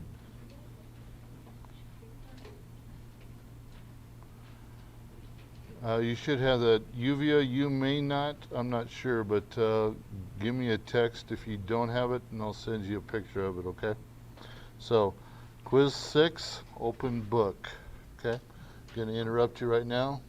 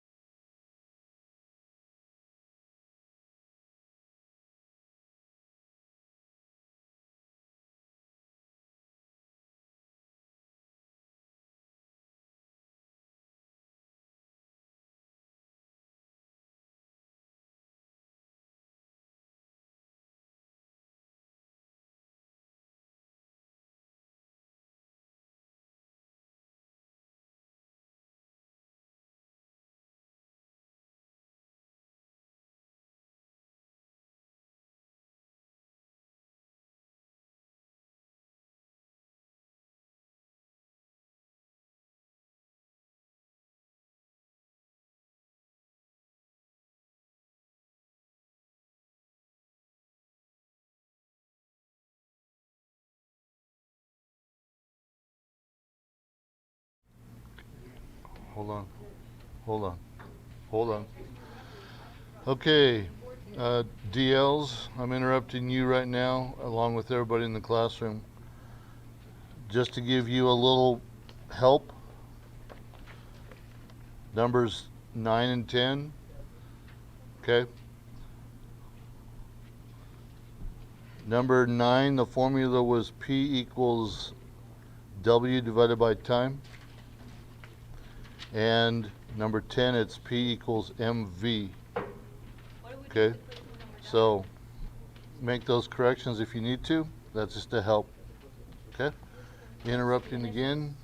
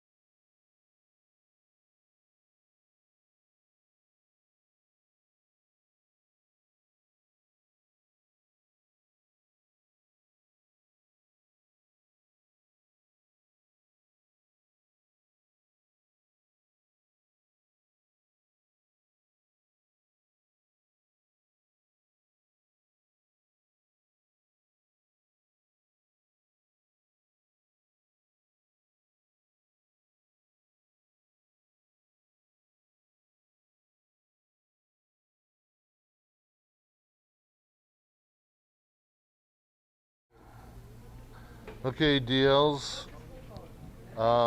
They're done here in the classroom, so we're going to go on. You got a little bit more time or capability of doing it, so than they do. Okay, time to be quiet, please.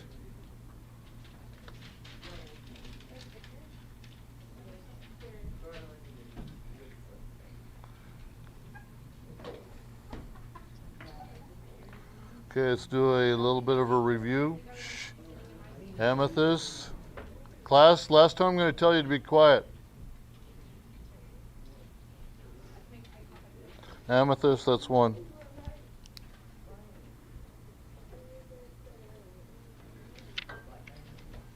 Doug, one.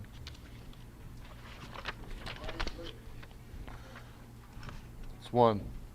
I know. Didn't ask yet, did I?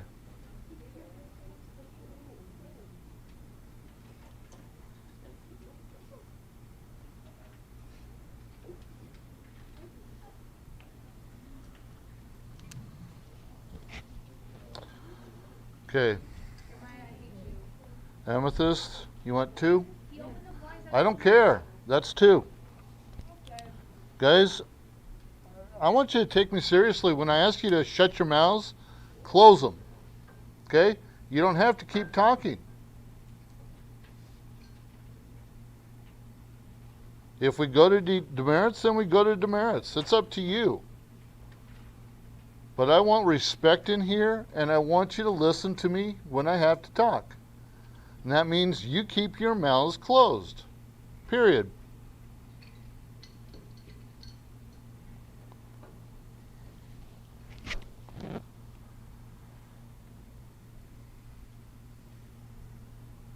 Okay.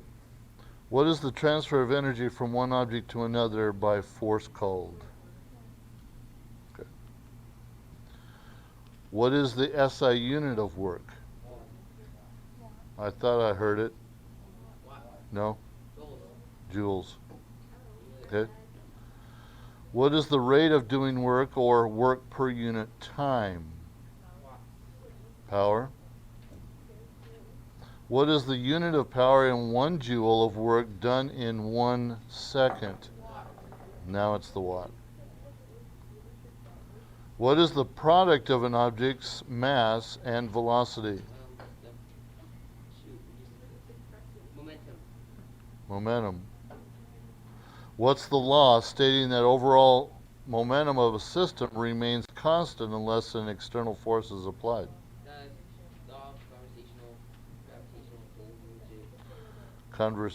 Conservation, not conversation. Okay. Okay, talking about simple machines today. Okay?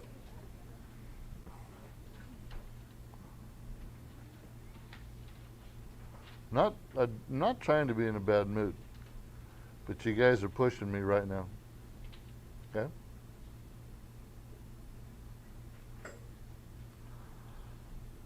Simple machines. Machines are just devices that we use for doing work. Okay? It could go down as low as small as a pencil. Okay? Your protractors in math are machines. But generally when we think of machines, we think of things that are doing work that we can't do. Okay? You've got a lot of them here in the pictures. You got press, you've got copiers, you've got, it's probably their quizzes coming through. Okay, thanks, Andrew. Leave your jug here. Do it later. Okay. Then go, but leave the thermos here. Okay, so a machine is anything that's doing work for us. Okay, or anything that's doing devices for doing work. A simple machine, Gabby and Lena, gotta check.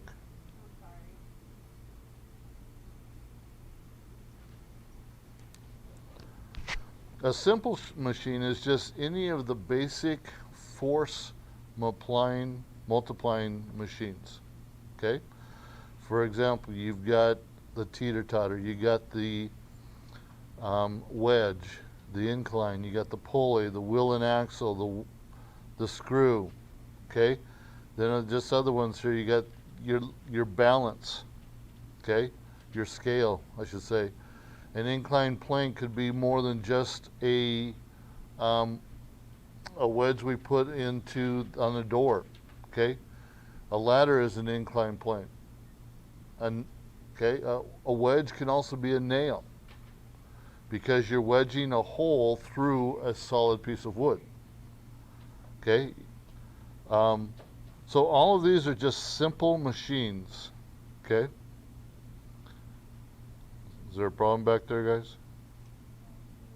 Okay. Well, let's go into some terminology with machines. First of all, working devices. Most modern devices apply force by converting various forms of potential energy into kinetic energy. Every machine is not doing work until something's put behind it to do it. Okay? That could be electricity, but the electricity isn't causing the machine to go. Okay? Unless you flip the switch. Okay? But the machine may be turned on, but it's really not doing any work yet, because take for instance a saw. If you turn it on, the blade's running. Okay? Or it's going up and down, depending upon what kind of saw you're using. Okay? But the saw's not doing anything except running right then. Okay? Wasting energy, wasting electricity. So it's not doing any work until you put something to it. Okay? Until you take a piece of wood and push the wood into the blade's not going to do anything. But once the blade starts hitting the wood, then work is being done by that machine. Okay? And the work that's being done is your design or whatever you want cut. Okay? Ricky. Okay, so like work is applying like moving something by force or something like that, moving something. So let's say like if we're playing basketball and we're running, would that be considered work? Because we're running? Yes. Or we're not applying force anymore? Yes, it's work because your joints are causing your legs to move. Applying force to your joints. So the work is being done by your joints and the muscles around the joint, around the bones. Okay? To lift and push back and everything else about your leg. Yeah, but so there's work being done in your body. So technically like just me laying down and sleeping and doing work. Yeah, Theoretically, no, but your heart's doing work. yeah. So, but yeah. So I am doing work. Okay. Adrian? Also, when you're running, don't you do force to the ground as well? Well, yeah, but the work is being done, the force, yes.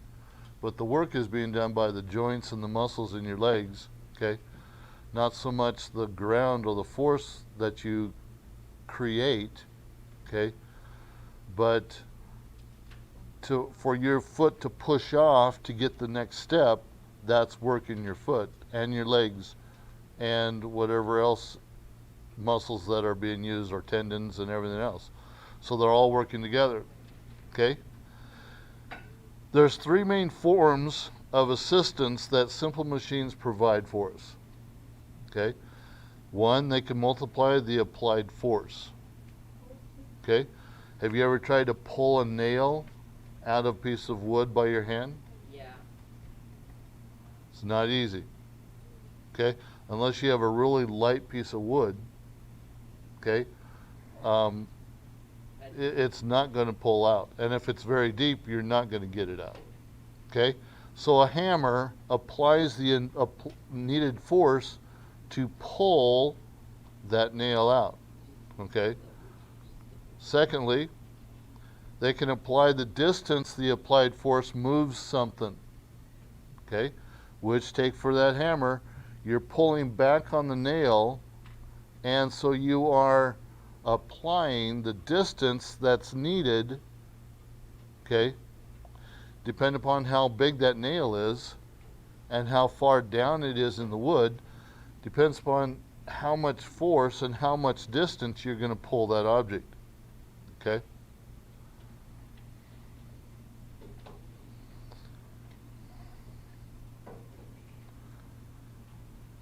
And they can change the direction of the force.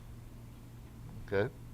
So instead of the force going down into the wood by the nail, the force is now coming up with the hammer.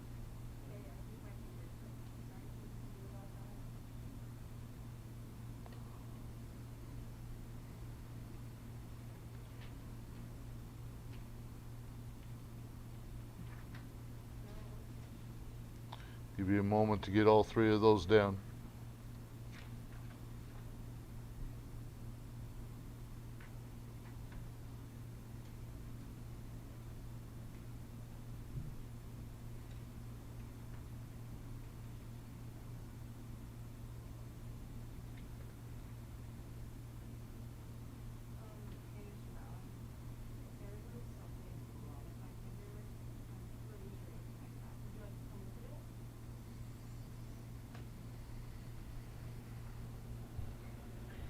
I slammed it in the bathroom door with an accident. Middle one? Yeah. Clearly the one that's extremely bruised and swollen. Which joint? Top one? Yeah. And then it just really hurts. Got like smashed this way. I think I need like ice or something. I know they got ice over here, but I don't want you to disturb the class. Are they at lunch? Junior high? No, they have lunch way before us. I don't know. Which class? I don't know. Why don't you go to the office then and get some ice on it? But yeah, you do need some. What if they don't have any ice there? Then I guess we'll have to get some down here. Okay. Okay, so there's your three forms of assistance that machines do for us, okay, in their various ways.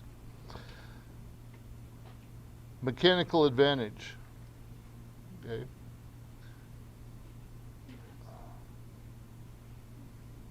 Which would you rather do? Cut a piece of wood by an old-time handsaw, or take a skill saw and go through it? Get a skill sauce. Okay, skill saw is going to make it easier. Therefore, you've got a mechanical advantage because of the skill saw versus your handsaw. Okay, but the handsaw is going to build your muscles. Okay, build physique. Okay, so however you want to look at it. And you keep you more What? cut. Okay. A nail gun or a hammer. No, Adam? Yes. We would like to use the nail gun because it's going to be quicker. Okay?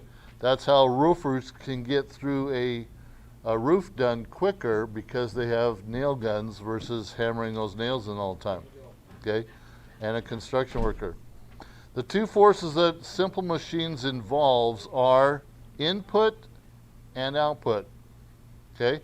Or force I, force input, or force O, output.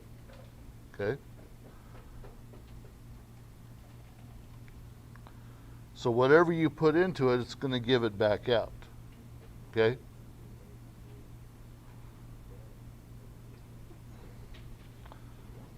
The work put, Doug, you already got one, you want two? The work put into a machine is what we call work input. Okay? Simple enough. Here's your formula for it. Work input equals input force times the input distance, or WI equals FI DI, because it's talking about all input. The letter I stands for input on these formulas. Okay? So the work obtained from the machine is what we call the work output. So you take that piece of board that we talked about with the skill saw, you put the skill saw through it, okay? If you go all the way through, you're going to have a cut piece of board, okay? But if you don't push enough force behind that and just let the machine spin, the machine's not going to move by itself, okay? And so just because the blade of the skill saw is moving forward, okay, doesn't mean that the machine is going to move forward. You still have to push that saw through that piece of wood to get the result. And the result is what the machine, the saw, does for us. That's called work output, okay? So your formula is work output equals output force times output distance, or WO equals FO times DO. Okay? Simple formulas for this. Okay? Just don't get confused about the letters and make sure you're using the right one. So your law of conservation of energy is stating this, that energy can neither be created nor destroyed, only transferred. Yes, sir. What was the previous one? Work output. Okay. So, the energy that's put in to the machine, okay, if it sits there, okay, it's creating energy. It's using up energy by the spinning of the blade. But the energy isn't dissolving. The energy is just being put into something else that's causing the wood to get cut in half. Okay? Could be heat energy, could be just some other form of energy. But it's only just being transferred from one form to another. Never can it be dissolved. I don't know what you're doing, but stop. So, under ideal conditions, now the ideal conditions, when you hear that, it means nothing is hindering something to being done. Okay? So ideal conditions. I have a question. Yes. When it says energy can never be created or destroyed, Mm-hmm. what about batteries? Those are batteries, but they don't hold infinite. But where's the energy going? To the object that the batteries are plugged into. Yeah, but if And they- therefore the object is using the energy that the batteries gave, and then the object is giving light energy or power energy, because I have batteries in this, okay? So it's always just being transferred from one thing to another, somehow, in some form. Sometimes it's kind of hard to visualize or put in our minds, but that is actually what's happening. Because can you ever see energy? You see the results of it, but you never see energy. Because energy is basically invisible, but yet it's always there in some form. you can see static electricity. Huh? You can see static electricity. But you see the results of the electricity touching something. Okay? And you see the static, the hair coming up off when you touch a balloon. That's the result of static, but you never see the static. Okay?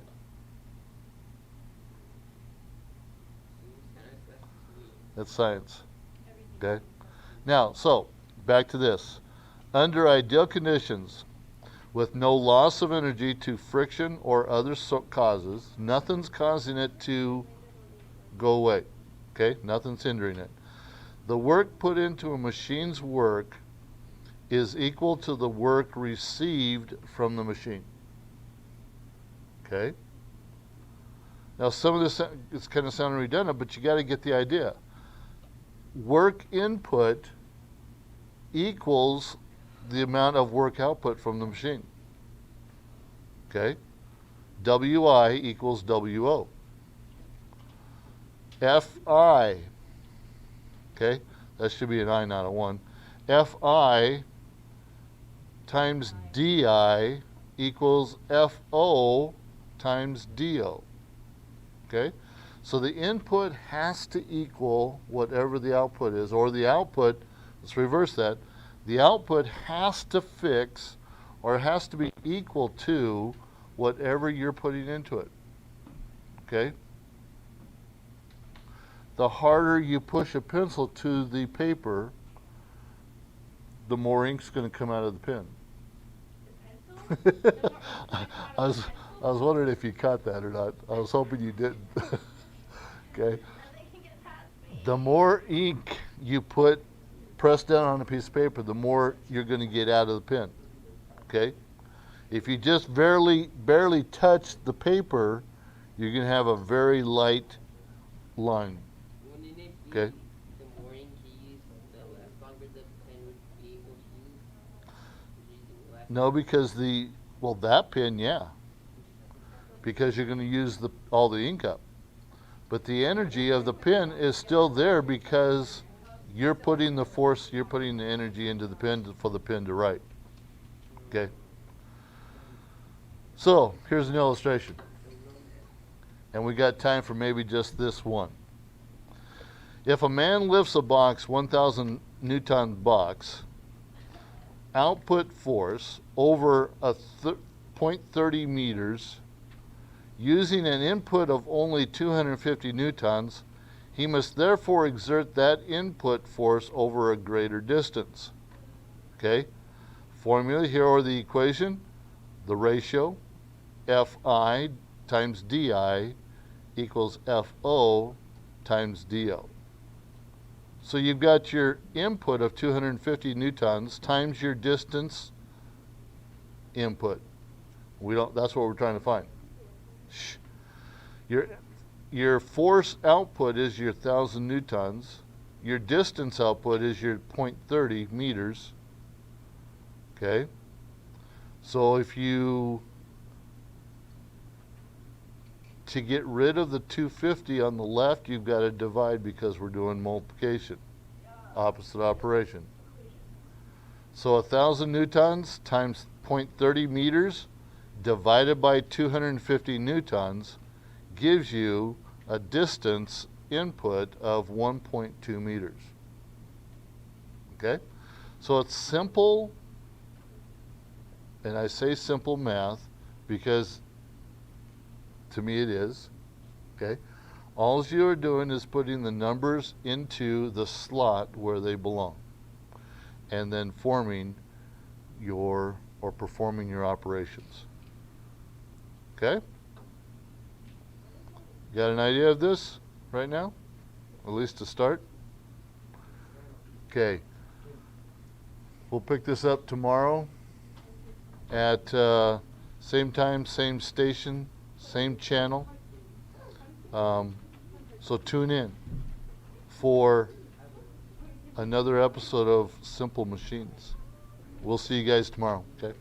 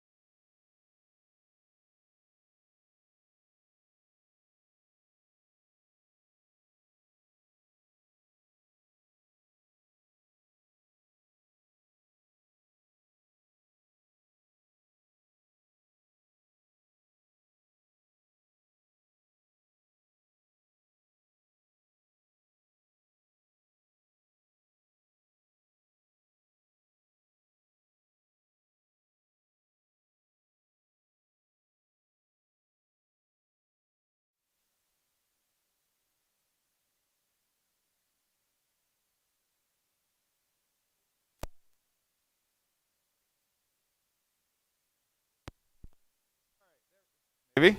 Maybe. There we go. All right, cool. We're in 2.6, absolute value equations. Again, ladies, I've told you once, I'll tell you again. Either be quiet or get out, because you're not in this class. All right, absolute value equations. Let's make sure we're having a seat. And I'm cleaning up. There's an apple on my desk. What did I do? You're the one that freaking cut it in half. Where? Okay, why are you writing me down? You're the one that. we are on page 65. Page 65. We're talking about the absolute value equations. Now, absolute value is a very basic concept until we start throwing it in equations. Okay? And I don't mean that to scare you, but if you have the absolute value of 3, that's 3. If you have the absolute value of negative 3, that's also 3. We just basically drop the sign. So finding the absolute value is easy, but finding the absolute value of an unknown number is significantly harder. What page am I on? 65. So, let me just illustrate why this is a little bit more difficult. If I had, hey, listen up. Guys. Okay, out. Now. No, you guys had your chance. Out. All three of you. I tried. Out.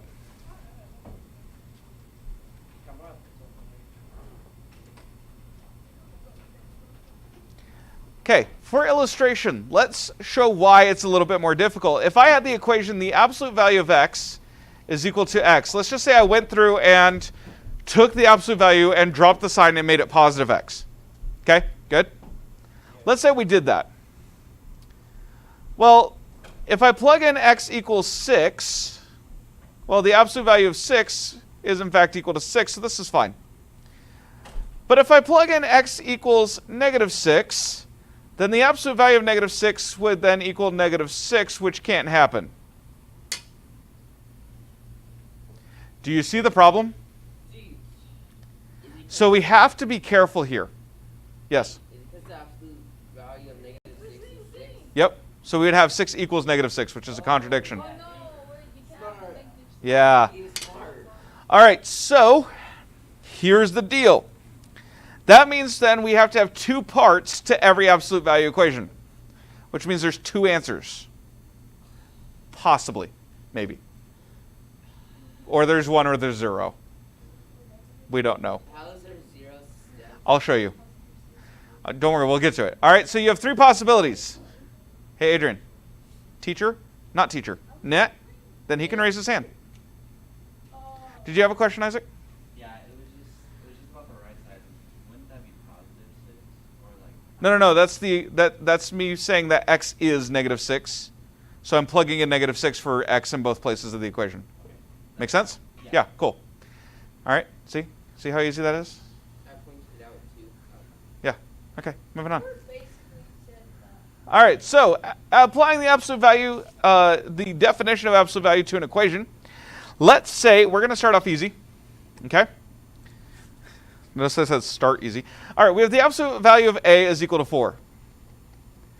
That means then there's 2 possibilities. Either a is 4 or a is negative 4, right? Actually, let's be more accurate here.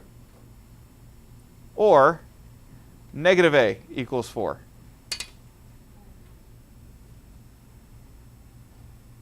Which is how we split it up, and then we would solve down to find out that a is equal to negative 4.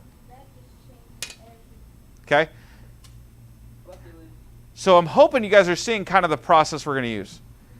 We're going to split it to a positive side and to a negative side. All right, so let's look at example A. Why are we splitting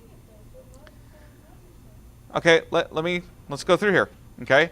When we're solving for a variable, okay, we're trying to find all the possibilities that would answer the question. Okay? So can I plug in 4 for a and it be true? Yes. The absolute value of 4 is 4. Not a problem. Can I plug in negative 4 and it be true? No. Yes, absolutely. The absolute value of negative 4 is positive 4. You follow me? So that means there's 2 right answers. So I have to split it so I find both. But I always have to go back in and plug it in and make sure it works. Because starting with this section, you can get fake answers. What does that mean, fake answer, bro? It means answers that when you solve for it, looks correct until you plug it back in and try it. Then they're actually wrong. And if you include them as answers, you're wrong. So help me. Stupid beard. Okay. No. Because I look stupider without it. All right. Okay, guys, have you ever played GTA 5? No. All right, example A. If I can find, there it is. Shh. The absolute value of x is equal to 4. Again, I'm going to have an x equals 4. That's step 1. Step 2, I'm going to have negative x equals 4. Okay?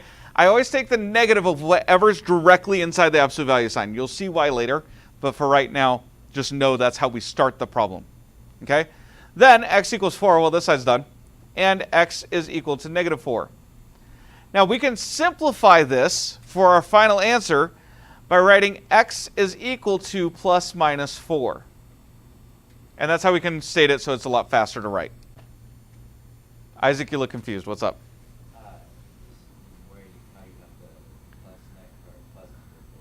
You have a positive version and a negative version. So the positive version is done. Okay. The negative version, we have to multiply both sides of the equation by negative 1 because x has to be positive when we solve. That gives me negative 4. So I have both positive and negative 4 as answers. So x always has to be positive. Yes. You cannot say negative x equals and circle that. So is that supposed to be like saying like another version of it? Okay, you just cut off like 2 people who had their hands up. So put up your hand and wait your turn. Adam. Alright, so if you have a negative variable, do you work that positive? Yes, you have to work it to a positive. So if you would make, like, say, if x here was negative, we can make 4 negative? What? Okay, so, like, say you have, like, negative x equals 4. Yes, like I did. Okay, you got it there? Right? It's right there. Then you'd have to say x equals negative 4. You have to get down to there. Yes. Okay. Adrian. Wouldn't that be positive anyways? That's what the absolute value is. It's not what x is. I could either plug in 4 or negative 4 and get 4 out of this equation. But what does it matter though? Because that means there's a whole other answer that we're leaving on the table if we don't say it. Okay, if I just said x equals 4, then I'm saying that 4 is the only answer that would work. Is that true? No. No. Because the absolute value of negative 4 is 4. There's more than one answer. So I have to put both. It's not guessing, it's I have to account for every possibility. So every answer you have to put that plus and negative thing like 4? Not necessarily. As long as both work, yes. Again, we're checking, but we're just checking verbally right now because it's really fast and easy to do. But you're going to see why the checks are necessary here in a little bit. Austin, did you have a question? Okay, it's fine to ask me questions. You just can't start talking. You have to raise your hand and wait your turn. That's it. Okay, stop the glare. Just join me in class, okay? Thank you. All right, so let's then say, actually, no, I want to stay on that. We have the absolute value of x plus 3 is equal to 5. Do you see how this becomes an entirely different type of problem? Ish. I'm going to turn this. That's easy. X equals That's one answer. There's another answer that will just as easily work. and negative. No, not necessarily. You have to go through and solve it. Your brain is trying to fill in a pattern, and that's good. But you have to go through the steps, and let me show you why. Okay? First of all, we have the positive version. X plus 3 equals 5. And then we have the negative version where negative x plus 3 is equal to 5. Do you notice the parentheses? Okay, there's a reason for that. Now, I could either distribute the negative and deal with it that way, or I can just multiply both sides by negative 1 and deal with it that way. But first of all, I'm going to go through the positive side because I think we can all see how to work with that. Okay? So give me just a minute. Okay? So we're going to subtract 3 from both sides, and x equals 2. So the positive side is now done. Then I go through and independently solve the right side, or the negative side. So I have negative, parentheses x minus 3 equals 5, so I can just go through and say x plus 3 equals negative 5 then. Okay? Now, the reason why I don't just start out putting the negative on the right side is because it's technically not correct, and it matters more when we get into inequalities than it does for equalities. Okay, so don't worry about it too much right now, but it does matter that that step's there. Okay? It'll help you for later. Give me just a minute and I'll answer your question at the end, okay? So then we're going to subtract 2. No. We're going to subtract 3 from both sides. And so x can equal negative 8, not negative 2. So then, to simplify, I would just say x equals negative 8 or 2. Okay? And then that's my answer. Now, the reason I'm wording it that way is because I always go in the order it is on the number line. So negative 8 is the furthest left, then positive 2. Okay, does that make sense? All right, I had a couple questions. Austin, what's your question? I was gonna say what you just did. Okay, so you're good? Cool. Isaac. So for every one, if it has both those answers, would you put both of them for that? Like Yes. X? Yep, that comma says or, essentially. Adrian. I just have one quick. Where did the negative go? We multiply both sides of our equation by negative 1. We got negative 5.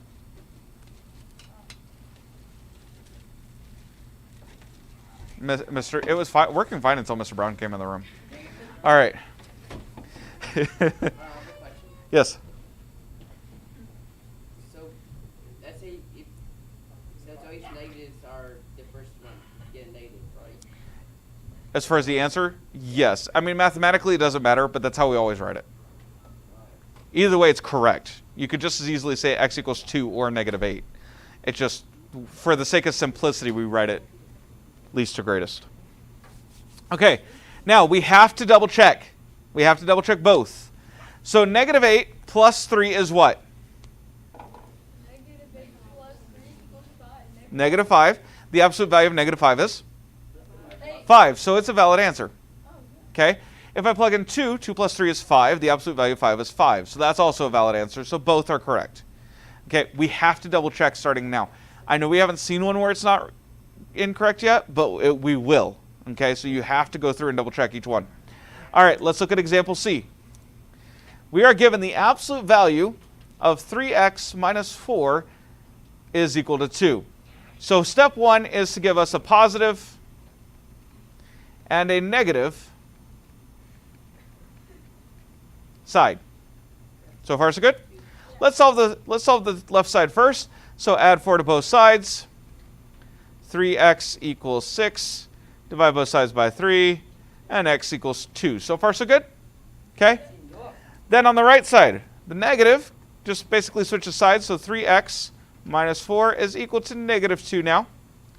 We're going to add 4 to both sides. 3x equals 2, which means x is equal to 2/3.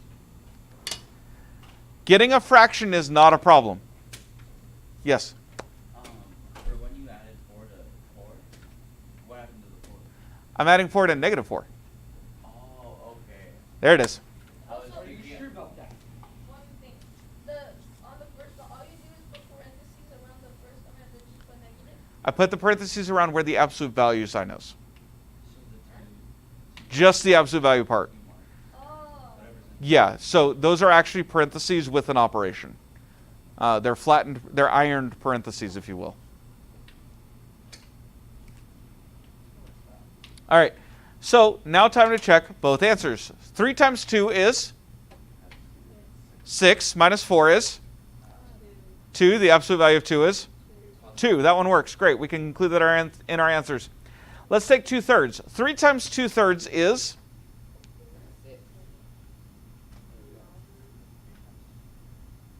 The 3's cancel. So it's 2.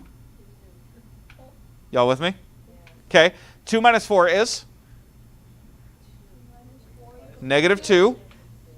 Negative 2. The absolute value of negative 2 is? 2. So that also works. All right. So I would then say x equals 2/3 and 2. All right, make sense? So, Cool. when you did that thing, that 3 and 2/3, the 3's canceled out. Yeah, because you have 3 over 1 times 2 over 3. The 3 divided by 3 is 1. Okay, off to the side. We had 3 times 2/3, right? Yeah. So we multiply this over 1. 3 can cancel. You get 2. Or if you didn't see that, you had 3 over 1 times 2 over 3. This equals 6/3, which reduces down to 2. Oh. Good? Cool. Now, let's go on to example D. The absolute value of x minus 4 is equal to negative 3. Okay, you're probably tempted, all right, great, we split it up, we have a positive, negative, and we keep going, right? No. No. Why not? Because it makes no sense. Why? Because You're right, I'm asking, I'm probing. Why? it makes no sense because you would have to use 2 negatives Nope. to get to that. No. Won't that equal positive 1? Nope. Because there's no solution for x. Can I plug in anything ever to an absolute value and get a negative? No. No, it's impossible. This has no solution. I was going to say something about Now, let's say, because it would go away. Now, let's say you didn't notice. Okay, now I'm going to show this in red because it's wrong. Do not do this. Okay? You should just jump here and be done. That just looks like it has no solution. However, let's say you didn't notice and you went ahead and split it up anyway. Okay? So you did x minus 4 equals negative 3 and negative x minus 4, there we go, is equal to negative 3. Okay? So when we solve the left side, we would get x equals, we're adding 4 to both sides, so we'd get 1. And then here we'd have x minus 4 is equal to positive 3, add 4 to both sides, x equals 7. Okay? So this problem looks like it worked really well, right? Until you try to plug it in. 1 minus 4 is? Negative 3. The absolute value of negative 3 is? So that's not an answer. 7 minus 4 is? Negative 3. No, positive 3. Absolute value of 3 is? 3. So that doesn't work either. So this is why you have to check. So that way, if you miss that there's no solution at the beginning, you find it at the end. So number 11. So even if you went through and showed all this work and still wrote no solution, you'd still be right. But if you go through and check, it becomes extremely obvious it's no solution. So you have 2 ways to catch it. Now, I'm also going to say something here. Eyes on me. Do not just start writing no solution because it is rare. Am I clear? Because a lot of times what will happen is the student will put it for like half or all of their homework, and then they get like a 10. Well, no crap, that's the common sense. You would think. But I have to say it. Okay. Or you first. Now, what happens if the absolute value is not already isolated? Okay, so we have 2 times the absolute value of x plus 1 minus 3 equals 7. Okay, you don't immediately split it, and this is very important. Okay, you have to get the absolute value by itself first. Okay, we haven't talked about it because we haven't had to deal with it. All right, so basically for right now, you treat the absolute value as a box and you don't worry about it. Okay, you just get the box by itself. All right, which kind of works out because it already has 2 sides of a box. Okay, so first of all, we're going to undo the negative 3, so we're going to add 3 to both sides. So we're going to get 2 times x plus 1, the absolute value of x plus 1 equals 10. Then we're going to go through and divide both sides by 2. We get x plus 1 the absolute value of x plus 1 equals 5. Now I can split it, but I have to get to there first. So now then we can split this into x plus 1 equals 5 or negative x plus 1 equals 5. Does that make sense? Okay. So then solving the left side, x equals 4 because we subtract 1 from both sides. On the right side, x plus 1 equals negative 5 because we multiply both sides by negative 1. Subtract 1 from both sides, x equals negative 6 because when we take negative 5 plus negative 1, it's negative 6. Okay? So then we double check. Do not double check after the split. You double check into the original. Okay? So we're going to check 2 times x, sorry, no, not x, dirt. 4 plus 1 minus 3. 4 plus 1 is? 5. This is parentheses in disguise here, so you do that first. So 2 times 5 minus 3. The absolute value of 5 is 5, so 2 times 5 is 10 minus 3, which is 7. So this one works. What do you say parentheses in disguise? Absolute value. It is grouping things together. So even though it's not parentheses in the traditional sense, it is still a grouped thing, so we handle the group first. All right, to check the other one, 2 times the absolute value of negative 6 plus 1 minus 3. Well, negative 6 plus 1 is negative 5. What? Oh, yeah. The absolute value of 5 is 5. Notice I switched to parentheses. 2 times 5 is 10 minus 3, which is in fact 7. So both work. So x equals negative 6 and 4. Or 4, I'm sorry. It should be or. What was the thing you said about parentheses? Notice that after I take the absolute value, I switch it to parentheses. Oh. So that way it's just multiplication, not absolute value still. This doesn't even seem hard, it just seems time consuming. Basically. Practice 2.6 blue is your work. Where's my clipboard? There it is. Okay, number 11 dead. No, it's not. It's just tedious. Number 3 is easy. Wait, Practice 2.6 blue. all those are like, Yes, if it's blue, do it. okay, yeah, and like black bonus, No. bro.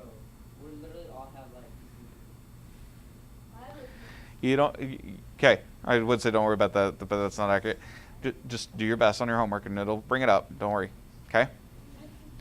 All right. Practice 2.6 blue, and then your quiz 6 over 2.4 through 2.6 is Friday.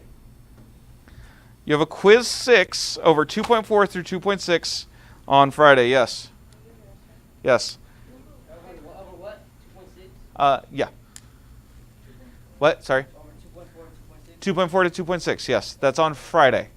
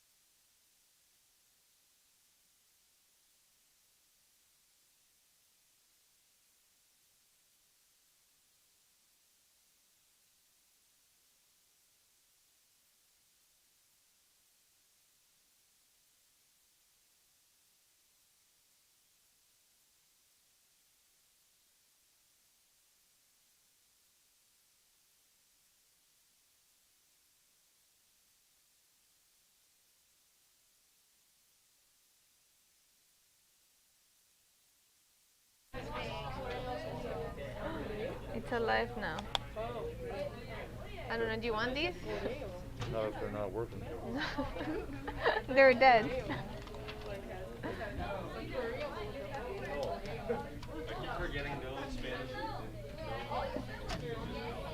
Okay, I'm so sorry to my online students. So we were just going over page 286 or 80. Let me see, 282.